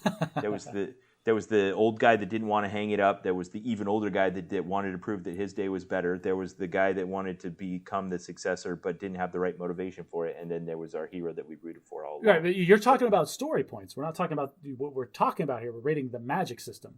But we had too many protagonists. Okay, but the point of the magic system is in meeting the Santa problem, as we established earlier. And it failed because one kid was missed. That was the whole point. That was the whole plot of the movie. One kid was missed. But at the end of the movie, that kid woke up and had the present from Santa Claus. Okay, well, yes, and it wasn't solved because of magic. It was solved because of the tenaciousness of Arthur. Okay. So I guess by that, okay. I'll give it a B on its ability to adhere to the 3 laws. I'm giving it an A+ for rule number 1. I wasn't giving for all of them, but limitations are more interesting than its capabilities. I'm downgrading it by a full letter grade solely for the fact that they tried to say that they definitively answered all of the problems, and in doing that, they showed that you can't. That's going to be a base assumption of every Christmas movie. For law number 1, I'm giving it an A+. Law number 2, limitations versus capabilities, I'm giving it a B- just for the one line about the magic dust and the reindeer being able to go Mach 7 and going into outer space. Oh, crap, the reindeer went to outer space. Okay. All right, for number 2, they get a C+. Unless we pull them down, they're going to keep on going. Oh, crap. Okay, no, all right. So number 2, they get a B- for limitations. 3, expand on what you have before you add something new. I got to give them a C+ on this one because the reindeer did go to space at the end to resolve the conflict if they didn't know how to get to England. So you gave them an aggregate B? An aggregate somewhere in a B range, yeah. Okay, me too. Excellent. All right, what movie do you want to talk about now, Ben? Let's go to Nightmare Before Christmas. This is the first time you've watched Nightmare Before Christmas, is that right? It was, yes. And we've established that I've deliberately avoided it because I was averse to it. So this is a weird thing about claymated movies like this one. There was one called just the number 9. Coraline is another claymated movie. I don't know what it is, but this genre, this style of claymation just kind of speaks to me for some reason. I like watching them. Just something about the way that the characters and the scenery and everything moves. I enjoy it and I appreciate it. But that doesn't mean to say that they're good movies. For example, Coraline is a horrifying movie, and I don't recommend anybody watch that. It is. Yeah, my daughter Kaya was saying that too. She's like, that movie is really scary. I watched that movie as a grown man in my late 20s, and I had nightmares. That movie is legitimately terrifying. Do not watch that movie. Okay, but you're saying Nightmare Before Christmas is not. Nightmare Before Christmas was interesting in that, like, so where Coraline looked like an innocent movie that was incredibly frightening, Nightmare Before Christmas on the cover looks incredibly frightening and is actually very, very charming. So, Tim Burton, the director of Nightmare Before Christmas, has a storied career for which he's kind of famous of basically doing the same thing. He's like Wes Anderson in that, yeah, he's going to do movies that have different sounding plots, but the product that he produces is generally pretty samey. You can say that about a lot of different filmmakers in the world today. Some people make a bigger effort to have variety in what they produce, but Tim Burton has paired with Danny Elfman, the composer of the music for The Nightmare Before Christmas, 16 times. I mean, yeah. That's more storied than like Steven Spielberg and John Williams. I mean, that's just, it's always the same kind of sound and the same kind of feel, just this dark, slightly off, a bit macabre. From Batman to Beetlejuice to this, it's all just kind of the same. And I knew that I don't really like that anymore. I've just decided I'm not much into the Tim Burton shtick, which is why I was avoiding it. So yes, this movie screams Tim Burton. The mise-en-scène of the whole thing, start to finish, is very Tim Burton, from the character design to the lighting and the scenery choices, and just honestly, the way everything is just designed. Santa Claus has freakishly tiny feet in this movie for no other reason than because it's a Tim Burton movie. And just because it looks creepy. Yeah, exactly. It's just off-putting enough to make you know. So, if you were a producer trying to describe the mise-en-scène of this movie, what would you call it? I would call it a Tim Burton movie. Like, that's what it is. I wrote down comfortable hometown horror. Comfortable hometown horror. I like that. Because it felt like it was set in the Halloween town, and it was just the adventure of the mayor and the king. I didn't understand the relationship there of trying to have our midlife crisis together. I don't think the mayor was not having the midlife crisis. I think the mayor exists solely to take care of the bureaucracy and the day-to-day nonsense, whereas the king, being Jack Skellington, sets the direction, the overall vision and execution of his master plan. Okay. So, all right, to do a plot, do you want to do a plot synopsis of this? No, you do it. You do it better than me. Okay. So for this one, we open up to Halloween night in Halloween Town, in this claymated world where Jack Skellington is the king of Halloween, and he is... Okay, I got to stop you, though. Where does Halloween Town exist in relation to... Oh, no. Is this supposed to be like a parallel universe to Human World? We're not there yet. We will get there. Yeah, this is some place that exists go ahead. Sorry, in the universe called Halloween Town. And we see Jack Skellington at the top of his game, flawlessly orchestrating and executing a Halloween that is perfectly terrifying and encompasses all the different things that could possibly freak you out about Halloween. And it's done very well. There's a big musical number, and it's riveting, and it's great. And at the end of it, he walks off into the night, sad and depressed because, it was just like last year and the year before that. What we see, the plot of this movie becomes a person who is at the peak of their game, like just getting it done, and it's just flawless every time. And for some reason, he doesn't know, he's unsatisfied with his life and just doesn't. And he wants something more, and there's some hole in him that he doesn't know how to fill, and he's struggling with that emotional conflict. And somehow he wanders off into the distance and comes up to this weird circle of trees that go to different holiday towns. Yeah, they're very obvious from the outside of the tree what holiday they go to, even though it doesn't tell us. I like the show don't tell aspect of this film. Yes. He stumbles into this, who knows where this forest of trees was, but he falls literally into... He doesn't know what St. Patrick's Day and St. Valentine's Day and Easter and Christmas are, but the one with the shiny tree covered in baubles looks appealing to him, and he opens that door and goes through it. Gets sucked into Christmas Town, and they're in full tilt for getting ready for Christmas, and he is just enchanted by everything that's there, and he decides, this is what I'm doing. This is mine now. Thank you for all of this. And he orchestrates not only... He goes back to Halloween Town where his troops are and says, we're doing Christmas, and nobody gets it. Like he felt the magic, and it like entered his heart, and he felt so enriched and warm and lovey, and nobody gets it. And so he's telling them, we're going to do Christmas, and they're basically doing Halloween flavored Christmas, and he's just trying to drive into them. This isn't quite there. Yeah, it sounds like a great pitch from, to an executive producer. Like, it's like Christmas, but Halloween Christmas. It's like if he took all of the horrible things about Halloween and told them to do their version of Christmas, and that's what happened. And so really what we have, the whole plot, is Jack Skellington's midlife crisis and him unable to recognize and realize that this is going to go horribly wrong for a lot of people, but he just wanted it so bad. And I think there's something important here. The idea that a people that had only ever done one thing one way would try to understand this foreign newness through their own lens and experience. That's a good lesson. That's very true to what actually happens in real life. Like, it's that whole saying, like when you train somebody to be a hammer, they start seeing the world as nails. It's just like your perspective and your experiences will give you inherent bias on how you approach problems. Now, this whole shtick of there's somebody among us that we accept as part of us, but they're a bit off because they're kind of macabre and spooky, has been done first and better, like the Addams Family from, back in black and white TV days. Who are you referring to specifically in this movie? Just the whole Halloween town in general? The whole thing. Oh, the whole thing. Just a whole town full of people that it's kind of loony. It's not threatening Halloween. It's just silly, even though it's about death and being afraid and haunting and those kinds of things. It's not actually threatening. It's just spooky. Yeah, and the scariest characters that are in it just come across as normal people, just trying to do their job. Yeah. Yeah, there's a bit of a workmanship to it, with the exception of like the little kids that their identity is being very mischievous.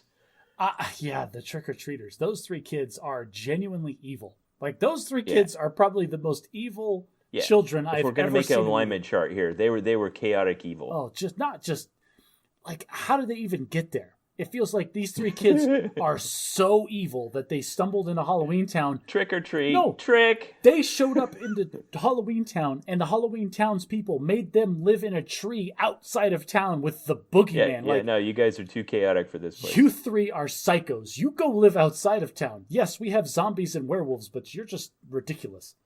All right, so let me ask the obvious question that maybe some people ask. I don't remember. If when this came out, there was like a Harry Potter style controversy where like good Christian moms said, how dare they commercialize the sanctity of the holy holiday of Christmas with this Tim Burton horrible ridiculousness. Tim Burton ridiculous. Maybe that happened. I don't know if it did or not, or if it just kind of somehow flew under that radar. But why is this considered a kid-friendly movie? Why? Well, nobody dies in this movie.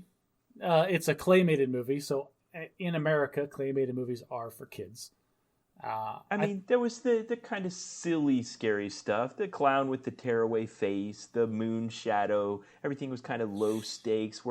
They were earnestly trying to make Christmas fun, but in the worst possible way. But then there was some genuinely macabre stuff. I mean, there was Guillotine Boy. There's creepy mad scientist father that kind of has vibes of like incestuous weirdo, trying to poison your father to death and chop him into bits. I mean, there was like some really gruesomeness to it. I honestly, when I saw this as a kid, I wasn't bothered by anything until the boogeyman. Like at the end of the movie, he gets his whole cloth sack torn away and he's made of insects. That genuinely freaked me out as a kid. Well, not just that, but everyone else is just kind of, like you said, going about Halloween like it's their job, but the boogeyman isn't. He's like genuinely evil. If we're making an alignment chart here, most people aren't in the evil column. I was never clear in the movie if he's locked in that basement that he lives in or if he chooses to stay there away from everyone else. Like, it's never... Is that his prison? Are they keeping him separate? Like, I never could get that. So unlike Arthur Christmas, this film felt like it only had a single protagonist. Everybody else was just an antagonist surrounding Jack Skellington coping with his midlife crisis of not feeling fulfilled in his purpose for existence. We also had our zombie love interest. What was her... was that Sally? Sally, the kind of Frankenstein like monster. Frankenstein scarecrow kind of thing. I like Sally as kind of the sure, but she doesn't change. No, she's just an antagonist to Jack. Got it. Okay, yeah, Jack is our protagonist. Yes, and you got to admit when he gets shot down out of Santa's sleigh and sings that song, "What Have I Done," in the graveyard, that was a great turning point for a character. You really felt like he resolved his internal conflict in the span of like 3 minutes. Okay, let's talk about the music for a minute. Because amongst these 5 films, one of them has genuinely great magic. One of them has kind of derivative classics. One, I think, doesn't have any music at all. I said magic, I meant music. Okay. This one had an attempt to kind of create some music, but it all just suffered. Like, there aren't catchy Halloween songs. You don't want to sing that. I didn't like the music. I didn't like it. Oh. There was not a single one of those songs was like catchy or repeatable. I didn't find myself singing it later. Oh, come on. They're not memorable. You weren't humming Kidnap Mr. Santa Claus the rest of the day? No, it felt like Les Miserables, where they were just singing words instead of actually performing a song. So you might find this interesting, but years and years later, they've actually re-released like very popular like rock artists have come out and created this soundtrack again. Like I want to say like Disturbed and Marilyn Manson and Korn are all part of this album where they redid all. I get songs. It because they've made their living on this same kind of shtick of like a harmless yet you know somewhat threatening. It's a very goth Christmas movie. Yeah. Actually, you know what? This. I'm going to interrupt right now, and I'm going to ask you. This is the debate that goes on about this movie since it came out. Is this a Halloween movie or is this a Christmas movie? It doesn't matter. Oh, that's such a non-committal answer. Okay. I'll here's why I asked. Does it matter? Because there's no consequences to anything in here. You know, they're like macabre, but nobody dies. Everyone's immortal. Because they're more embodiments of ideas, is the way I took it. Its most redeeming quality was it was mercifully short, and again, I attribute that to the difficulty of producing film of claymation. Okay, fair enough. So we have a Santa Claus that's kidnapped. Jack tries to do Halloween, Christmas. It's a nightmare. The Nightmare Before Christmas. Haha. And then we have Jack then realizes the error of his ways and goes to free Santa Claus so he can fix everything. And that's kind of like the only acknowledgement we get to Christmassy type magic is when somebody asks Santa when they save him, like, are you going to have enough time? And he goes, of course I am. I'm Santa Claus, and literally flies off into the sky and then takes care of everything. So I think it's good that we started with Other Christmas and did this one because this is just the opposite end of the spectrum of are we going to sit down and acknowledge every item on the list and try to address every single one? I think the filmmakers for this one just realized that that's a fruitless exercise and just blew it off. Yep. They kind of eliminated all of the baggage of having to explain the magic and the logistic problem of Christmas in order to tell the story they wanted to tell. Yeah.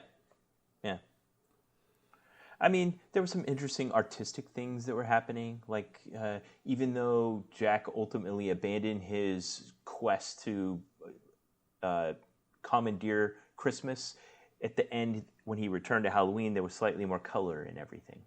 Oh, that is a good point. I don't think I recognized that when I saw the film. Yeah. And I think that's the part we're supposed to be able to take away is like, well, yeah, he got a bit of an identity crisis, but then he was able to undertake his purpose for existence with a new bit of zeal and variety. Right. And so he resolved his midlife crisis and then went back and rededicated himself to what he was best at and felt a revived passion for it. But the real question is that I have, because I need to have this question answered before I have another midlife crisis. Did he have to try something new and fail in order to recognize this, or would he have recognized it eventually anyway without having to destroy Christmas? I hate to break it to you, Josh, but I think he had to do the other thing and fail. Oh, that does hurt. Yeah. Well, in that case, I'm going to chalk up my entire career as a pool guy to my midlife crisis. Yeah. I mean, there was... Okay, so here's the thing.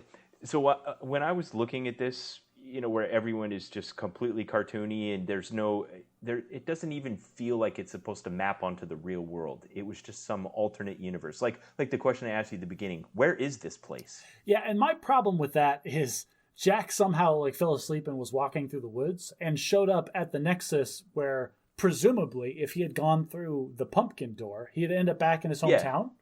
If it was in the Marvel universe, this would have been the place where Heimdall has the sword. Yes, this. I don't think it's a real place that exists. This has to be some kind of parallel dimension where the ideas of holidays have manifested into real things. As far as I can tell, that's the only actual magic that exists in Well, this. then Because, there's the whole magic of Santa Claus and the flying reindeer and all of it. but they didn't bother to try to explain any of that. No, they didn't. They just we have them. Magic was there to just add whimsy, but it wasn't really the point. Right. All of this was just the softest of soft magic. At its heart, this was just, like you said, a man resolving his midlife crisis. So, So I don't know what to say about magic in this movie. well, their magic existed. It was, like you said, secondary to the main story. And if we break it down with Sanderson's laws, it kind of fails on every front. Yeah, they weren't using magic to tell or resolve the conflict. Well, they did. The conflict, the secondary conflict, I guess, was Christmas was destroyed by Halloween freaks, and Santa Claus just fixed it in 6 seconds. So, yeah, no consequences because Santa's got it in the bag, so to speak. right. Exactly. The magic just didn't matter. Yeah. So yeah, it kind of fails. Like if we're gonna rate this movie, I still think it's a decent movie. As a movie, I'm gonna give it like a B. For the magic system, I've got to give it like a low C, probably a D. Yeah. So I'd say it's soft magic, and for the magic system, I gave it an E because that doesn't make sense. as the magic system in this movie doesn't make sense. It just kind of is there, never explained, and it resolved the conflict perfectly with no explanations. Right. It's not really used to tell the story. The magic system is unrelated to the conflict in the story. I still like the story though. Yeah. Okay. I couldn't really give this like a letter grade overall. In just other than when I ranked the 5, it was very low in my rankings as far as my desire to watch it again. Yeah, it is another one of those films that's very unique when it comes to Christmas movies. Okay, so we've talked about Arthur Christmas. We've talked about Night Before Christmas. You pick the next one. Let's talk about The Santa Claus with an E. Okay, so that was one I picked, and I was surprised you'd never seen it before. I think I had seen it, but it had been years and years and years. You give the plot synopsis on this one. Okay, so The Santa Claus came out in the mid-'90s at the peak of Tim Allen's popularity as the host of Home Improvement. Man, I asked you for a plot synopsis, and you started with this most meta commentary about this movie you can. Like, you have no concept of how to tell a story, do you? It's the equivalent in like if you're a recording artist and you're having a successful career, then you know that you're really cashing in when you come out with a Christmas album. And this is the equivalent of that for a stand-up comedian. You know you're having a successful career as a stand-up comedian when you get your own Christmas movie. So Tim Allen got his Christmas movie, and it just felt like a pull-it-off-the-shelf plot. What if some schmuck who's living... It's very similar to Elf in that he has a job in the toy industry where he's supposed to be making the dreams and wishes of children come true, and yet in a very commercialized, impersonal way, so that it's actually detached and he's not even making the dreams of his own child come true. And he's kind of turned into a corporate, soulless suit. And then one night, he accidentally kills Santa Claus. And in putting on Santa Claus's red suit in the course of the zany action that ensues, he activates what's known as the Santa Claus, Clause, in that he has now voluntarily become the successor to Santa Claus, and our protagonist has become Santa Claus. Due to peer pressure from his, 5 or 6-year-old child, no less? Yes. Like, that's the worst. It was very well cast, I might add. I don't know. I don't like most child actors, and I don't think that kid did very good. He felt very... I loved him. He felt very flat the whole movie. He was just cute and appropriate for what he needed to do there in the movie. Stick his lower lip out and beg his dad for the things that he wanted, and sometimes be sad and sometimes be overjoyed. Oh, come on, Dad. Climb up to the roof and get in the sleigh. Come on, Dad. Put on the dead guy's pants. Like, there's a point, like, as a parent, you're like, no, I'm not putting on the corpse's pants. Get back in the house. I'm calling the cops. So back to my metacommentary. I mean, this film was so successful that it spawned 2 ill-advised sequels. I think the third of which I have not seen. Yeah, no, I can't believe this movie has any sequels. But, well, I mean, they did... It's funny because in these 5 movies, I made a table of all of the Christmas tropes that each one addresses. And the only one that is an X in every single column is this movie, except for one thing: Mrs. Claus. Mrs. Claus is completely absent from and not addressed in this movie. Guess what the second movie's about? I'm gonna, based on your tone and inflection, I'm gonna guess that it's about Mrs. Claus. Santa Claus 2, The Mrs. Claus. Clause. So yes. So this was back in the day of direct to VHS sequels. I hope that's what that was. No, that one went to theaters. The third one might have, but anyway, here's the thing. It was a comedian at the height of his comedic powers, and the shtick he had where he was like taking the Mickey out on the stepdad had me rolling. Like him making psychiatrist jokes on the stepdad was freaking hilarious. I was laughing so hard. I could sit and watch Tim Allen make psychiatrist jokes all day, and I counted 8 at least. I do like Tim Allen as a comedian as well. I grew up watching what was I want to say Tool Time, but that's not what the actual show was. Home Improvement. Yeah, Home Improvement. Yeah. No, Tim Allen is great, and I like him as a comedian. But this movie was hard to watch. I think when it first started, I'm like, "Ooh, this movie's pretty dated." And like my kids had never seen it, obviously, and so we watched it all together as a family. And when they showed the sleigh for the first time flying, my son started laughing so hard. I'm like, the CG is laughably bad. It is so bad. And my son... Well, I think they were aware of this, that they were stretching either their abilities or their budget, and they only show it for a few seconds. Like, they don't linger on it. Oh, no, but there's a couple of times where they had to do the CGI, or just even, like, there's a part where the elves they're clearly on the hip harness cables, and they have to go flying off into the night, and they just pan away on a green screen just a little too fast. And my 9-year-old son's like, "Oh man, this is so fake." And I'm like, "Kid, this was the best we had in the mid-90s." How much have we changed, Because I remember looking at it back in the 90s and going, wow, that was amazing. Yeah, is that just an expectations or what exists in the universe? Yeah, it must be. Yeah, maybe. But no, watching it this last week, dude, that CGI is just gross. So one thing I got to say for them in this film is they were always swinging for the fences. And sometimes it's a huge miss. Like some of the things were just really bad, but some of them really hit. This movie, you said Arthur Christmas was a 90-minute movie that should have been 60 minutes. This movie should have been 60 minutes. I won't deny that. Yeah, there just isn't enough here. It's like, yes. There's the standard broken family plot, that we've seen too many times before, where dad's a liar who hasn't learned from his divorce, but he still loves his child, and Charlie prefers the new family, and that's kind of the opening, like, Mom, don't leave me here for Christmas. It's Dad's weekend, that kind of thing. Yeah. They end up going out for dinner, and then the kid then the kid ends up having legitimate psychiatric problems when he witnesses his father become Santa Claus. And like, that's a terrifying thing as a parent. Like, oh, I let you have my kid for one day, and now he will not shut up about you being Santa Claus. So here's the thing I want to point out about this film, Josh, I think was kind of deliberate. And that is, at one point, he has the kid for the night. The waitress at Denny's name was Judy, and that also was the name of the chief elf at the North Pole. Yeah. And there was a lot of other parallels like that. And I think that they kind of are playing off the idea, almost like in A Christmas Carol, where he wakes up the next morning and it may or may not have actually happened. It could have all been a dream. Which would have been fine if it only involved one person. Yes.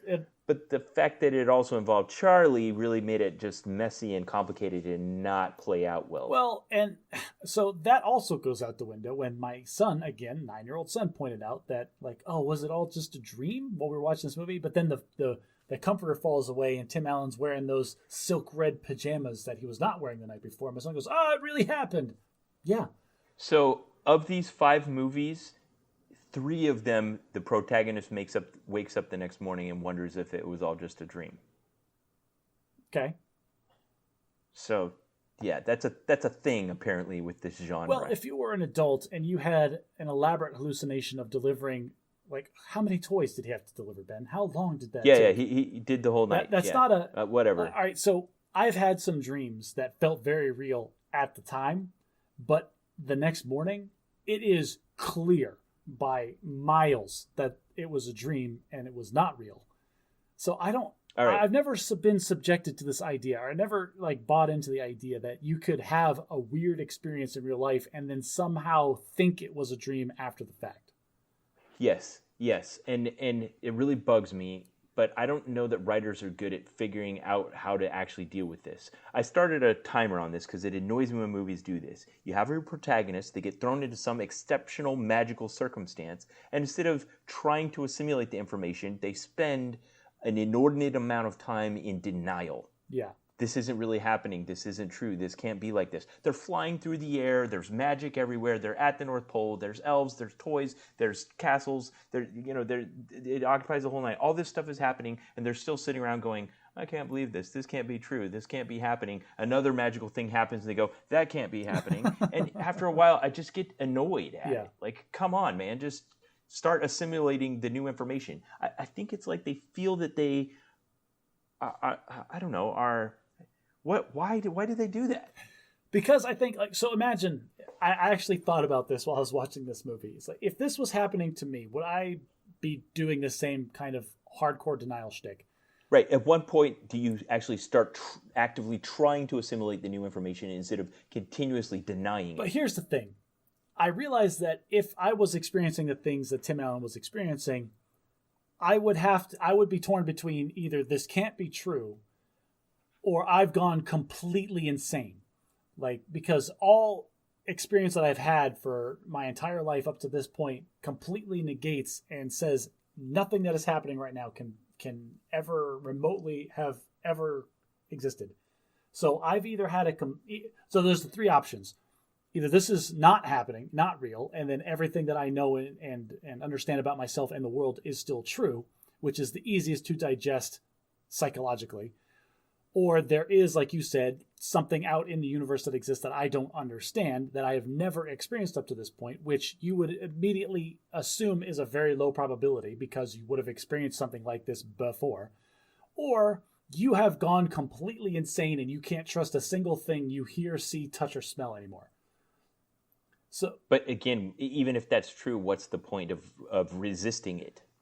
For this, well, and this is the thing, like, for the sake of my own, if it was me in Tim Allen's spot, I think I would deny it for an inordinate amount of time too, for no other reason than I don't want to be insane, and the probability of this being real is so low that it's more likely that this isn't happening. Okay, maybe that's what yields to that kind of writing. Okay, so so he wakes up in his bed having been Santa Claus the night before. Like, he went to all of the houses and delivered all the... We don't know how many Santa had delivered by the time he got to their house. Maybe he only had to do half of the job. Maybe Cleveland was the last place Santa goes to he finished the job, and he said something to the effect of, wow, that was a lot of houses we had to go to. I can't believe we did all that. And then he wakes up the next morning in the silky pajamas with SC on it, which just happened to actually be his initials anyway, since his name was Scott Calvin. But there is an underlying fable here in this broken dad kind of thing that was really kind of sad. It's the mom got remarried, you're still alone, you're not a good dad, you're not really connecting with your son, and he'd rather be with them. And so now you're trying to compete for her and the new stepdad's love by being more fun. And you've decided the way to do that is in perpetuating the Santa Claus myth that everyone knows is fake. Yes, and that was kind of the shtick of the movie, is Santa's not real, but I'm going to buy in super hardcore because that's the one thing I can do to associate with my son better. And then when he actually ends up becoming the Santa Claus, unbeknownst to everybody except him and his son, it seems like a psychotic break to everyone from the outside. It really does. And that could be like the how it should have ended version of this movie, where he actually has just gone completely crazy. Yes, because if you saw him months later and he had dyed his hair white and grown a full beard and put on 100 pounds, you would start to think that he was completely insane. Yeah, and they started trying to cope with that. Like, they did this one scene at his work where he was in a board meeting and he's overeating and talking too much, and it was just uncomfortable and terrible. Yes, it was.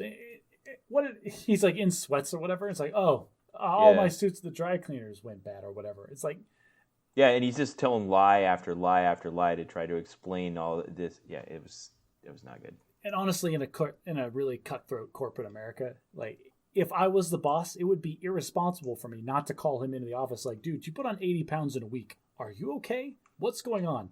I'm paying you a lot of money to be psychologically sound, and you are not. They kind of did that.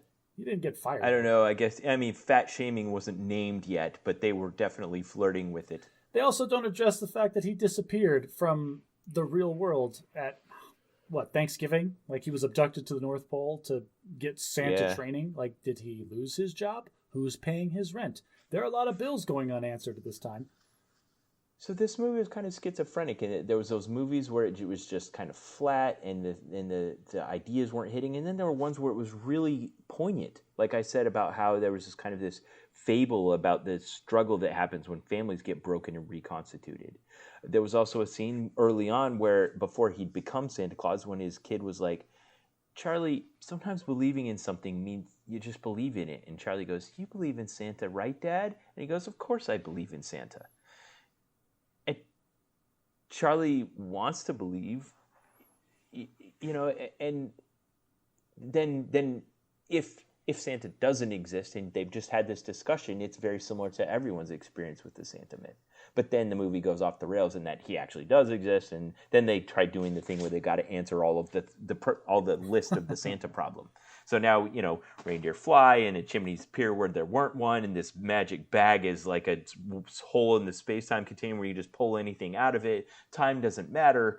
It's all about believing, and I don't even know. Matt, based on the description you just gave, it sounds like what you wanted the Santa Claus to be an hour and a half of Tim Allen having a real heart-to-heart discussion over a dinner table with his 6-year-old son about what faith means.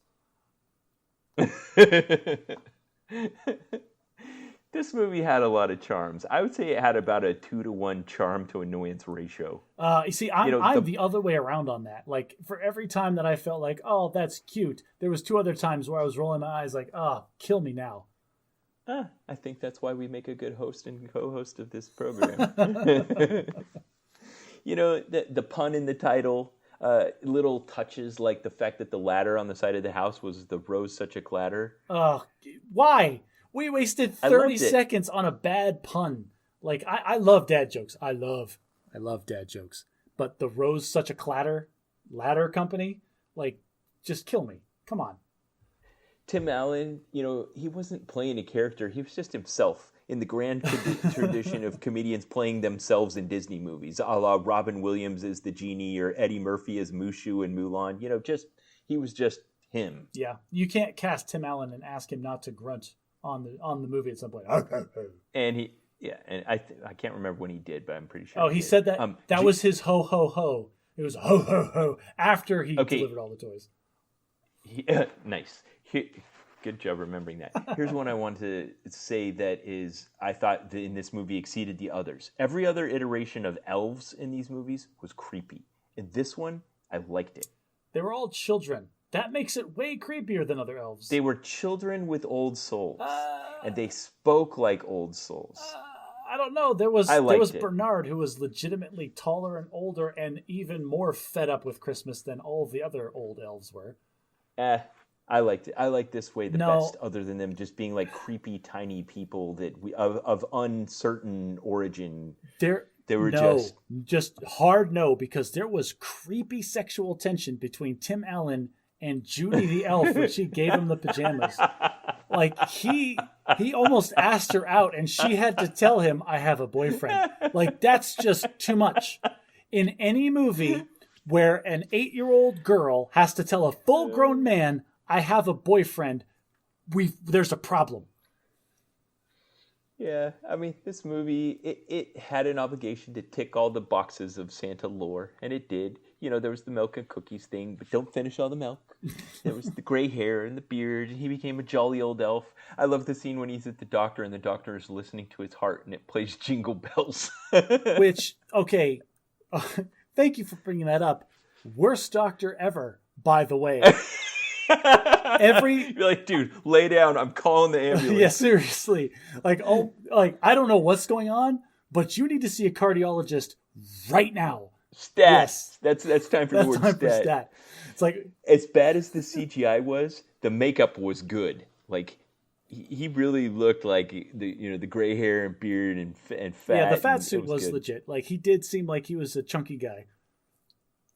I, I I liked Sarah the Elf, aside from the creepy sexual thing you had to bring up. The Santa crime lineup cracked me up, where they brought in a room full of like Santa impersonators and asked her which one it was that kidnapped her son. I asked my wife during this movie, where is this town? Because I want to move there. I want to move to the town where a child is abducted and the entire police force then goes on a crusade arresting every Santa Claus they see for the tiny possibility that it's the guy who abducted this child. Yeah, as opposed to just looking for the person There did it. must be absolutely no crime in this town whatsoever, and 600 people in the police force.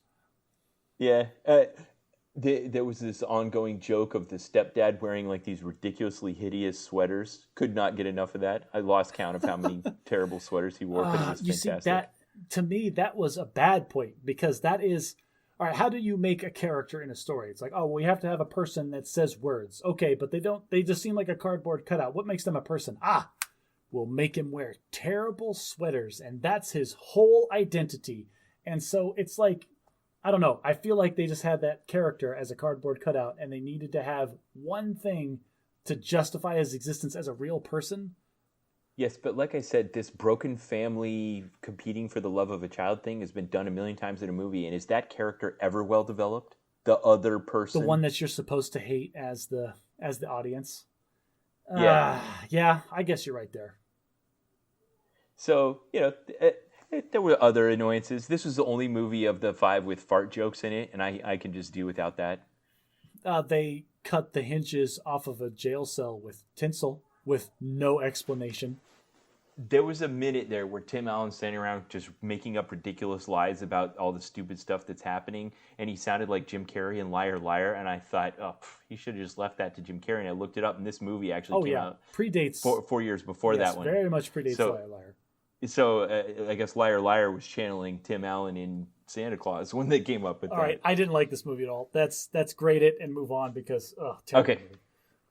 Hard versus soft magic, the softest of soft magics. They had tinsel that cut through steel with no explanation. Like, Okay, but here's how we rate hard or soft. It's in like knowing the rules of the system, right? if the magic system is clear and understood by the audience. Okay, what about the title? It's called The Santa Claus. That feels like it was clear and understood. Wait, are we? So wait. It was written out like a contract. But we're throwing away the immortal old elves that live under the North Pole. We're throwing out the polar bear that's directing traffic. We're throwing out. All right, but if we're not going to haggle jetpacks. over this, are all these movies just soft magic? Yes, I think they are. All right, okay. But you want to say it's hard magic. You want to say the clause itself was hard magic in that he had to fulfill the contract. Yes, but maybe that's just one of the three rules. That's one of the limitations. So, I mean, if we could do that, we could abstract out all the Santa. If we take all the Christmas magic and abstract that away and look at just the focus of the movie, then it becomes Nightmare Before Christmas didn't have any. Arthur Christmas didn't really have any. That wasn't pertinent to the plot. The magic that was pertinent to the plot here was the contractual clause. Was a regular person being basically contracted into gaining all of the magic of Santa. So I feel like then, so it's a hard magic system, but it's kind of BS. First of all, you can't fit all the proper like verbiage you need for a binding contract onto a business card. A border of a business card. Second, when Bernard asked him, "Did you read the card?" Yes. Did you put on the suit after you read the card? Yes. That shouldn't be binding. He clearly doesn't know what he's getting himself into. I think you would be sued over that. Yeah. Who do you sue? Comcast. I think you sue Comcast for this one. Okay, let's go on to the three rules. Okay. Solve the conflict in the movie with the magic.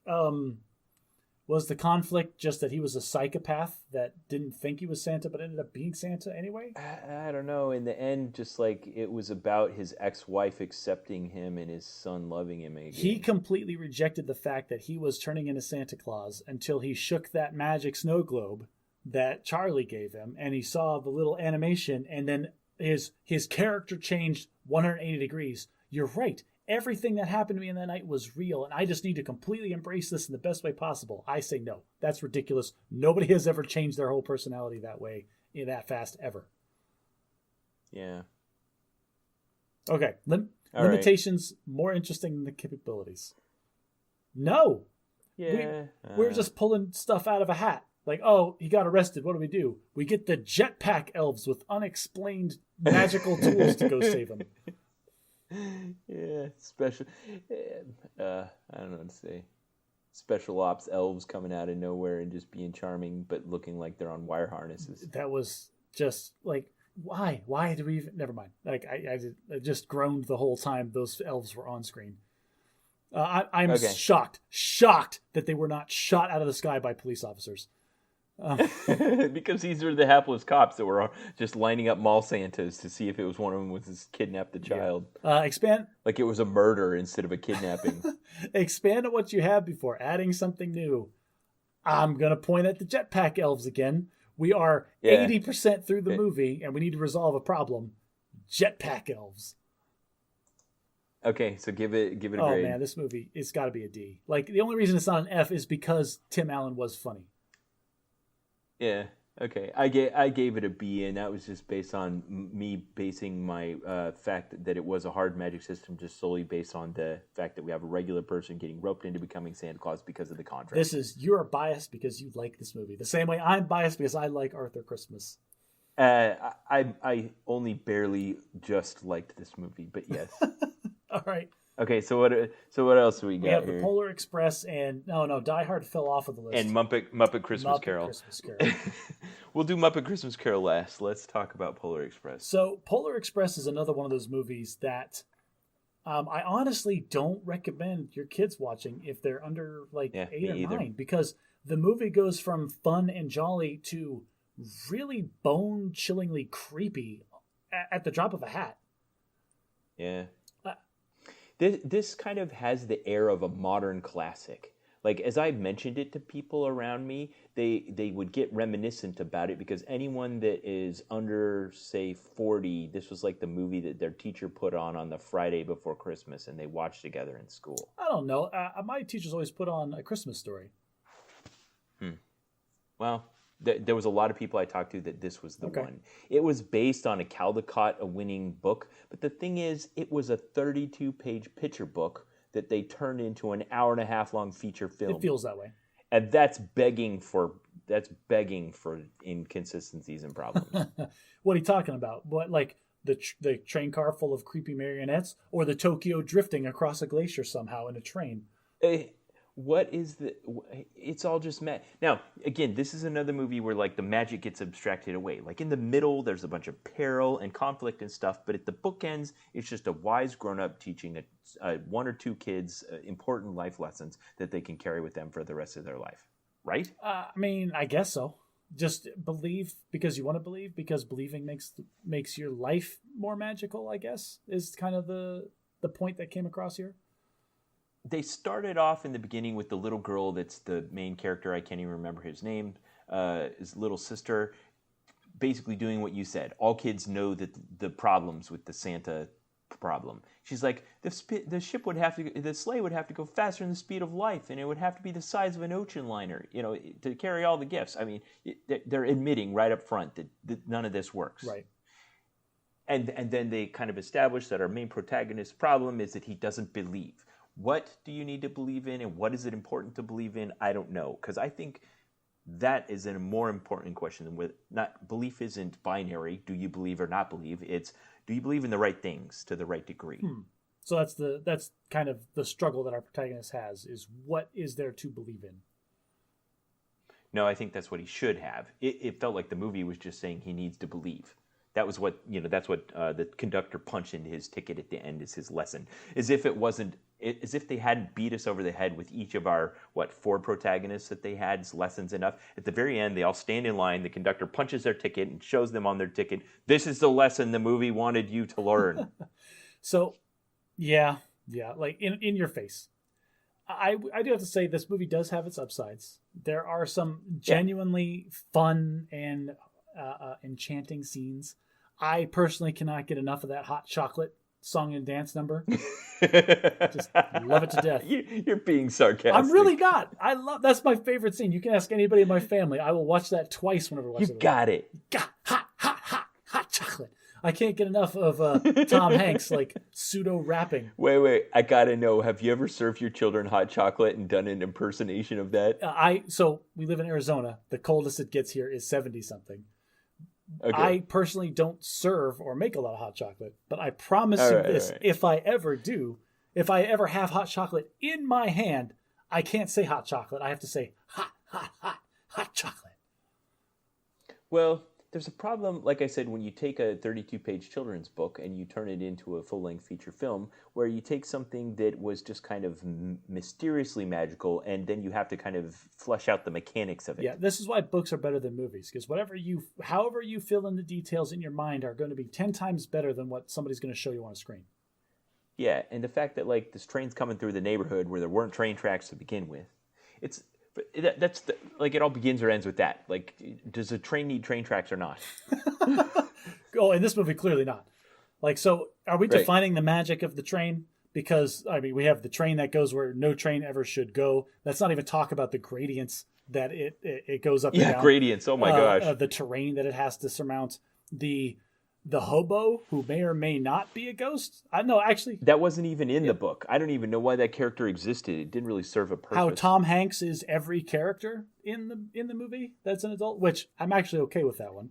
Tom Hanks should play all the characters in all the movies. There was no end of the use and misuse of magic in this book. It did not have any constraints whatsoever. No. There's a whole scene where he lost, I'm going to do air quotes, lost somebody's ticket where it got sucked out of the train. And then through the most ridiculous, like, what are those machines, like the mouse traps of all, like this ball hits this rope and this swings down and knocks this over. Like that. Yeah. These unbelievable circumstances ends up back on the train somehow, miles down the track. You have to look it up now, don't you? I totally do. I can't think of it. This is why we're good bookends. I'm willing to blow past it and just kind of explain, knowing that our audience will fill in the name to their own personal extent. Ben has to know the word. Rube Goldberg machine. Rube Goldberg machine. The ridiculous Rube Goldberg machine of this ticket making it back onto the train. Just a complete departure for 5 minutes because we needed to fill screen time. Yeah, it felt like that a lot, just like it did in Arthur Christmas. Okay.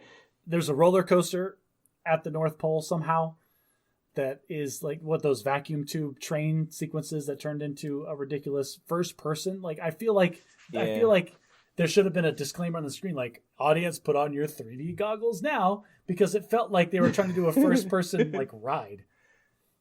Yeah, there was a little bit.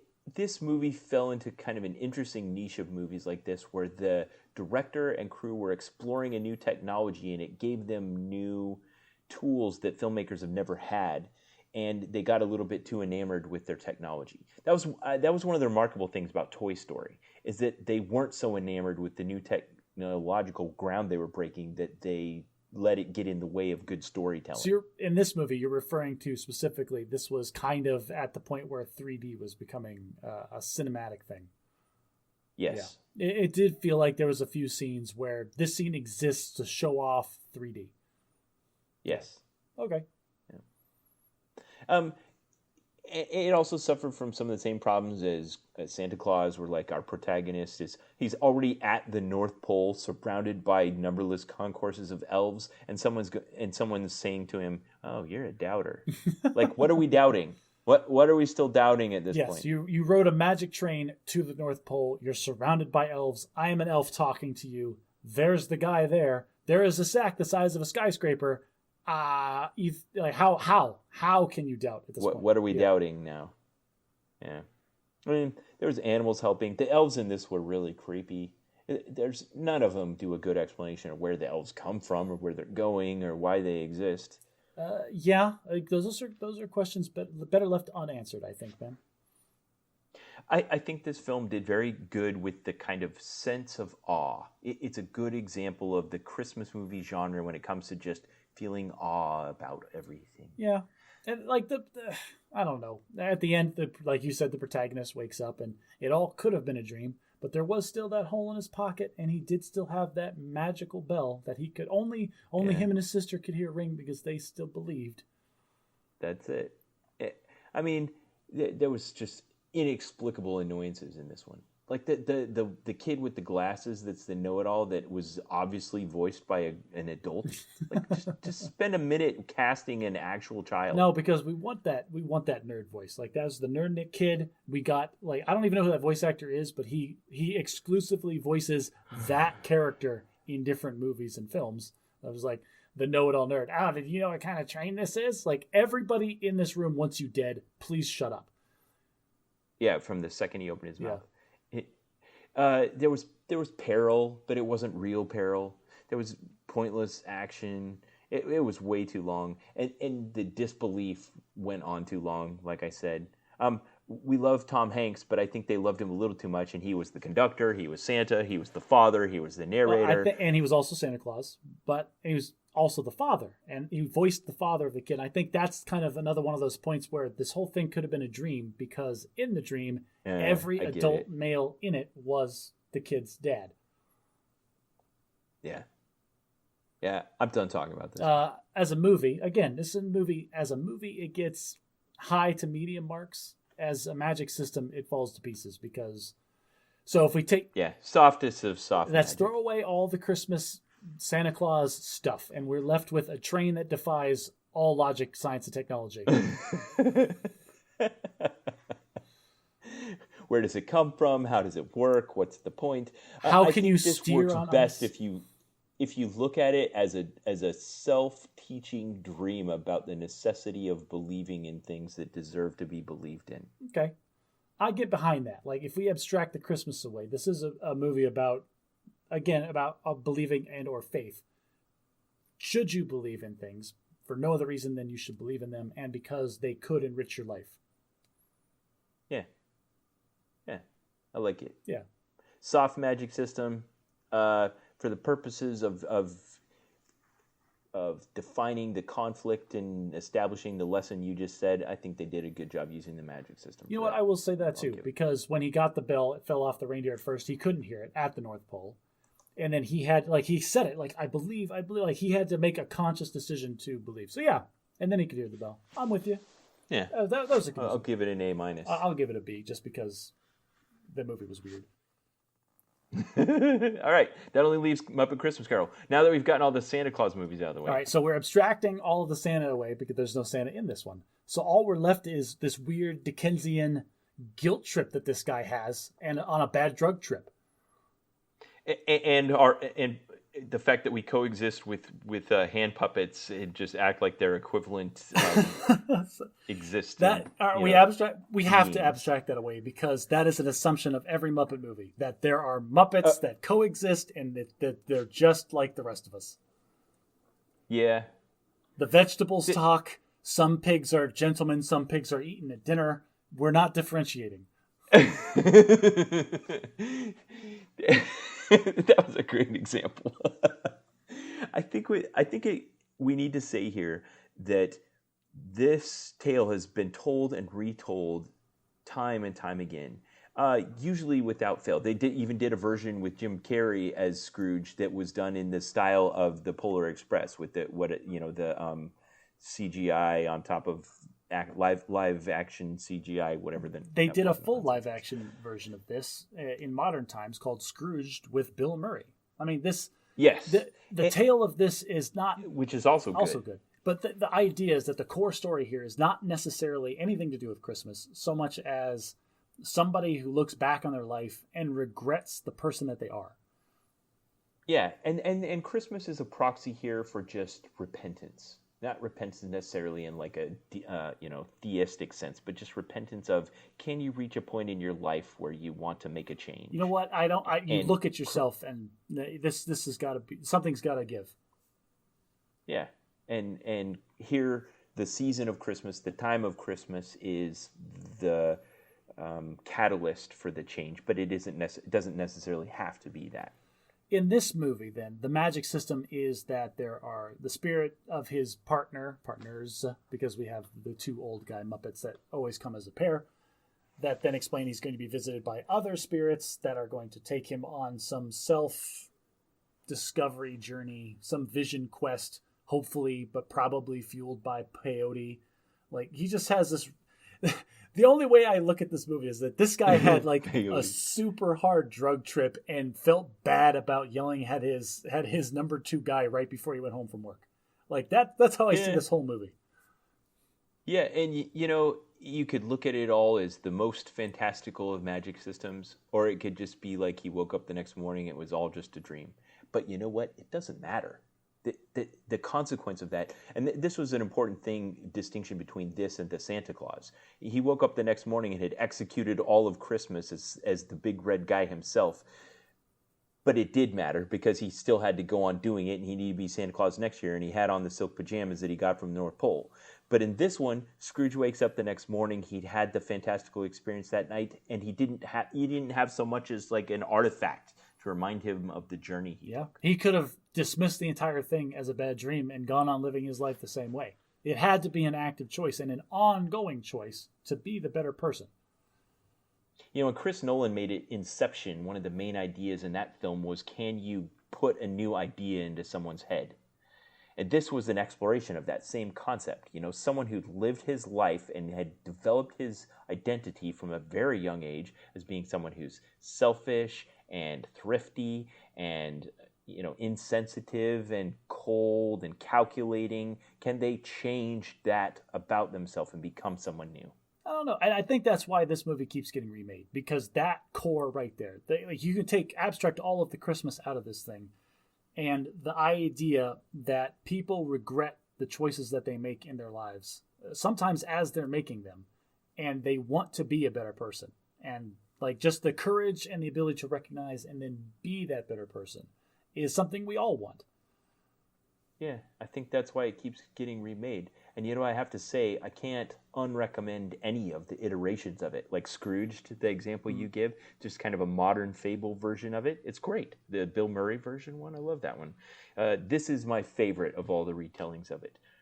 For so many reasons. I mean, it's got all of the charm and warmth of the Muppet characters we know. The music it's just fantastic. I love the music in this. The music in this is as good as the music in Nightmare Before Christmas was bad. Aw, I like the music in Nightmare Before Christmas. Well, this is that much better. It's so I will good. say, what was I'm very bad with actors and actresses. What was the main actor's name in this one? Michael Caine. So I will say that he delivers almost exclusively all of his lines from the original Dickens text. And so, Yes. like, you have Gonzo and Rizzo, like, riffing and making the modern day references to random stuff. Yeah, Gonzo's about 50-50 riffing and quoting from the text. Yes, because he's our narrator. But Yeah. To juxtapose these two speaking in modern English, normal language, and then having our main actor delivering nothing but the Victorian English lines, and somehow, like, I feel like this was one of the only portrayals of this character where you can feel the transformation happening throughout the movie, and like you really like accept that this guy legitimately regrets his decisions and is going to change. Yeah, at the beginning you can see him sympathizing more with the past him. Yeah. Like when he's there at the Fozziwig's Christmas party, he's like, "Do you know how much you're spending on this party?" He's like, "Yeah, what about that?" But at the same time, like you can see him kind of like when he was a kid and he was in the classroom. He's talking about like, oh, Christmas was just like a time to get more stuff done. And like he's saying these words and you can feel like you just know to the bones that this is a justification, that he regrets all of these decisions. Oh, I loved it. I totally agree with you. You know, he's still repeating his justifications of the past, but you can see it's just regret because he lost the woman he loved. Like, and he can explain it away, and he's clearly just trying to convince himself. Yeah. Just that is a great piece of acting by this guy. So yeah, great casting for Michael Caine. Great casting for Kermit as Bob Cratchit. Great, everyone was perfectly cast in this movie. I have to say, all right. So I like Muppet movies by and large, but Miss Piggy drives me nuts in every like. I can't take it. Like, just stop. You don't even like her in this one? Miss Piggy whenever I see her, wherever I see her. I don't know what Kermit sees in her. I'll give you that. I'm not even going to argue with it. Kermit can do so much better. It's ridiculous.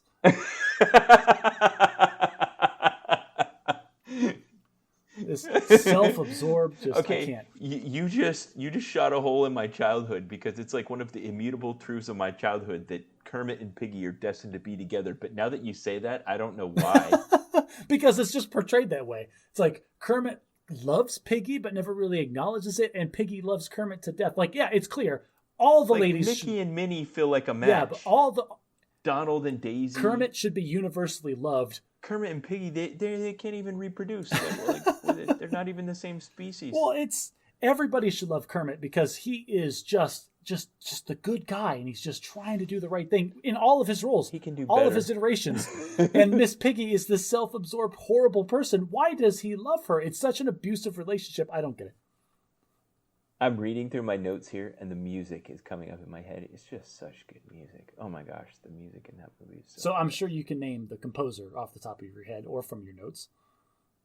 No. Oh.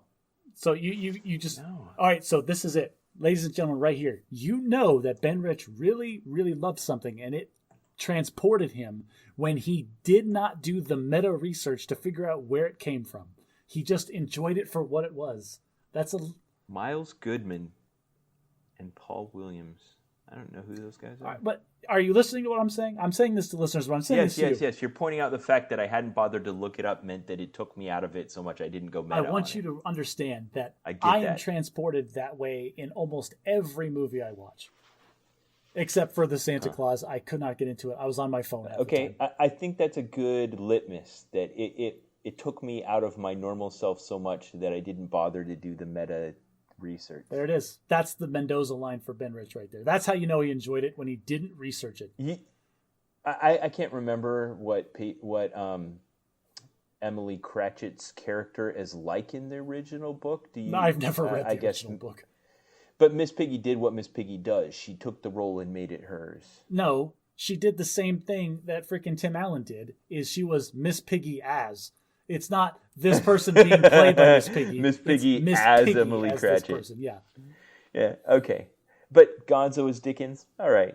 Statler and Waldorf as the Marleys. I think it was just singular in the original, but okay, we'll take them Again, as the Marleys because they come as a pair and they play off each other. You got to have that. Yeah. Fozzie Bear as Fezziwig. Good. Fozziewig.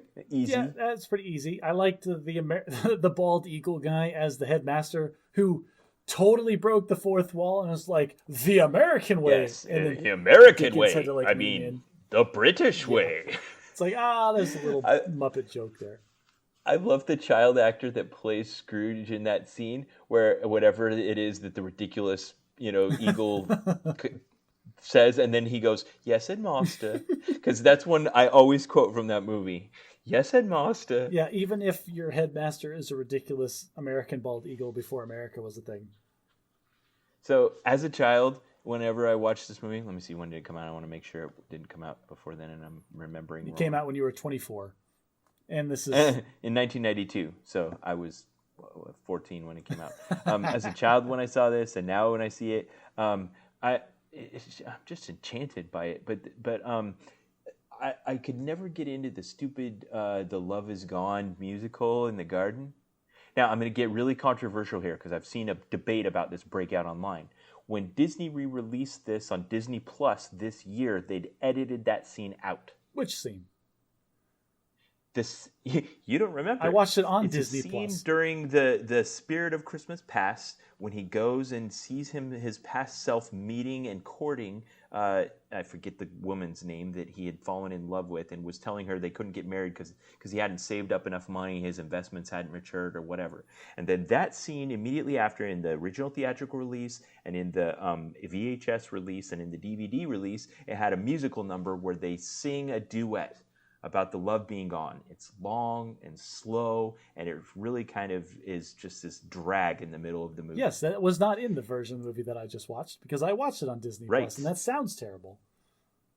It is. But apparently some people remember the totality of this movie so fondly that they take that as an affront, and they think that ruins the integrity of the movie. I think it was a strict improvement. I don't feel like there was anything lost in the additional development of the romance between the two characters and that 4 extra minutes of singing. It was no. No, it was just strictly better without it. I'm As a kid, I eventually got to the point where I'd fast forward through it. I tend to be that as well. Like I don't care about the revisionist type of stuff when it comes to popular media like this. Now, if we're talking about actual historical text and things, that's different. All right. But revision of movies is fine to make them better. Okay, I'm going to press you on this, and this is my chance for us to talk about Star Wars in the middle of our Christmas movie. Well, no, that's the huge asterisk for revisionist. Like it has to be. How do you feel about the George Lucas revisions to the original Star Wars trilogy? This is rule 0. If you're going to revise something, the only justification for revising something is to make it better, not strictly worse. So. Okay. Yeah, and I think removing the garden love song made this strictly better. Spoilers for Star Wars in our Christmas special somehow. Okay, so hard or soft magic system. What are we saying is the magic here? The dream sequence? Are we calling it a dream? Like, if it was a dream, if it was a hallucination, if it was a magical journey, whatever. That is the magic in it, is that he had this life flashing before his eyes kind of experience. Yeah. So it doesn't really matter if it was magic or not. It felt kind of hard because all of this could have, like, there was no external information he got. All of this could easily have been fabricated by his own mind with information that he had. Yeah. He didn't learn anything new. He didn't gain any physical objects. He didn't change the past. Yeah. The only thing is he could have fabricated the conversation of his nephew playing charades or 20 questions or whatever. Because he... Oh, that was brutal. Every time I watch that scene, that's just brutal. He doesn't know for sure. He attends his own roast. Yeah. But without it being the kind of roast where you're there and it's known that you're there. But it also seems like Scrooge is an intelligent enough person to know what people think about him that he would be able to kind of make up that conversation to a close approximation of what it actually was. Yeah. So I'm going to say hard magic on this. It all could have come from his mind. I agree. And as far as the 3 rules, I feel like maybe Brandon Sanderson got these rules from Dickens, because it's like Dickens lays them out, you know? The spirits show up and they say, listen, here are the rules. You know, Bob, the Marleys say, all right, you're going to be visited by spirits. Here's when they're going to come. And they come right when they said they're going to come, and they say you're here, and they can't hear you, and you got to walk. You can walk through walls, but you can't. It's all they just tell you the rules, and they follow the rules. Yes, and everything happens exactly like they said it. I'm with that. We, as the audience, know the limitations of the magic system, and the filmmakers and the storyteller conform to that. The limitations are more interesting in that because he can't interact with all this. This is just playing out before his eyes. It's just we're not making anything up. This is just the world as it is, and we're showing you pictures of it. How does it make you feel, you cold-hearted bastard? And then he wakes up the next morning, and he has to take on life with where he is right now. Expand on what you have before you add anything new. I don't know how much that really applies here. The Ghost of Christmas Future is the only place where like new stuff is introduced, and it's interesting how Dickens approached the explaining to Scrooge that he was dead by having this weird scene where you have unknown characters talking about robbing his house blind. That's odd. Like, if you're not really clued in, like, I remember not understanding that at all as a child. Like, what are they talking about with the dressing gown and the curtains or whatever? It takes, like, an adult's understanding of subtext to realize, oh, they stole all that crap from his house. Yeah, and maybe that was something that would be more easily understood by someone of that period. Maybe. Yeah, because people breaking into other people's houses that they know are dead to steal all of their stuff, that's not a very common occurrence in modern society, I hope. But it might have been. But it might have been very common back then, yeah. Vultures literally descending and picking your corpse clean. Yeah. Well, that was actually part of what happened in the Italian Job, if you remember. I actually had someone break into William Capella's house and steal some of his stuff. But if they knew he was dead and they knew there was thousands of dollars of car parts. Episode 9, everybody. That was a good episode. Okay. So, we give that one a hard and an A? Yeah, I'll give it a hard and an A minus. Miss Piggy, you brought the whole thing down. I'll give it an A. Okay, well, that brings us to the end of our Christmas movie review. I think there's enough bones there that we could do that again next year with 5 completely new movies. Die Hard's got to make the list next year. Okay. I don't know what we'll do to talk about the magic of Die Hard. but I think it kind of I can't tell you how many times I saw the Reddit meme of "It's not really Christmas" until you've seen Hans Gruber fall off a Yakatomi Plaza. Well, you got my mind going in that the fact that we talked about how A Christmas Carol didn't necessarily have to be set in Christmas. It's just the story of can someone change their stars in the middle of their life. Well, I mean, at the same way that Nightmare Before Christmas is about any midlife crisis if you remove the whole Christmas aspect of it. Yeah, and Santa Claus is about just the midlife, about the crisis of a dad who lost his family to divorce, trying to gain back the love of his Arthur child. Christmas is about two sons trying to find their place in their father's shadow. Huh. Like, I go ahead. I love that summary of those movies. Well, if you've fantastic. made it with us to the 2 hour and 20-minute mark, then that's your TLDR for all of the movies we just talked about. Well, one other thing, we'd promised next time that we would do a book review. We didn't get any input from the listeners, so we're going to just maintain our inertia here and go with Ready Player 2 that just came out a month ago. And we will review that on episode 37. So if you'd like to read along, Ready, Set, Go. Ready Player 2, which is the sequel to Ready Player 1, which is a book that I have not read, but I've seen the movie. I am hoping that the movie portrayed enough of the plot that the book will make sense when I read it. If not, it's fine. We'll make it up as we go. And as always, thanks for being a listener of the Bad Imagine podcast. We appreciate your time and you being part of the gang. Please interact with us on Facebook or Reddit if you felt like you want to set the record straight or something you want to correct, or add your voice to the debate on whether or not you think that the love song scene should be cut out of Muppet Christmas Carol, or anything else that piqued your interest during your listen today. Come join in. If you like the podcast, please recommend us to a friend. We can't express enough how much that helps us out. If you really love what we do and can't get enough of it, please consider becoming one of our patrons on Patreon. The link is in the show notes. Thanks everybody for listening.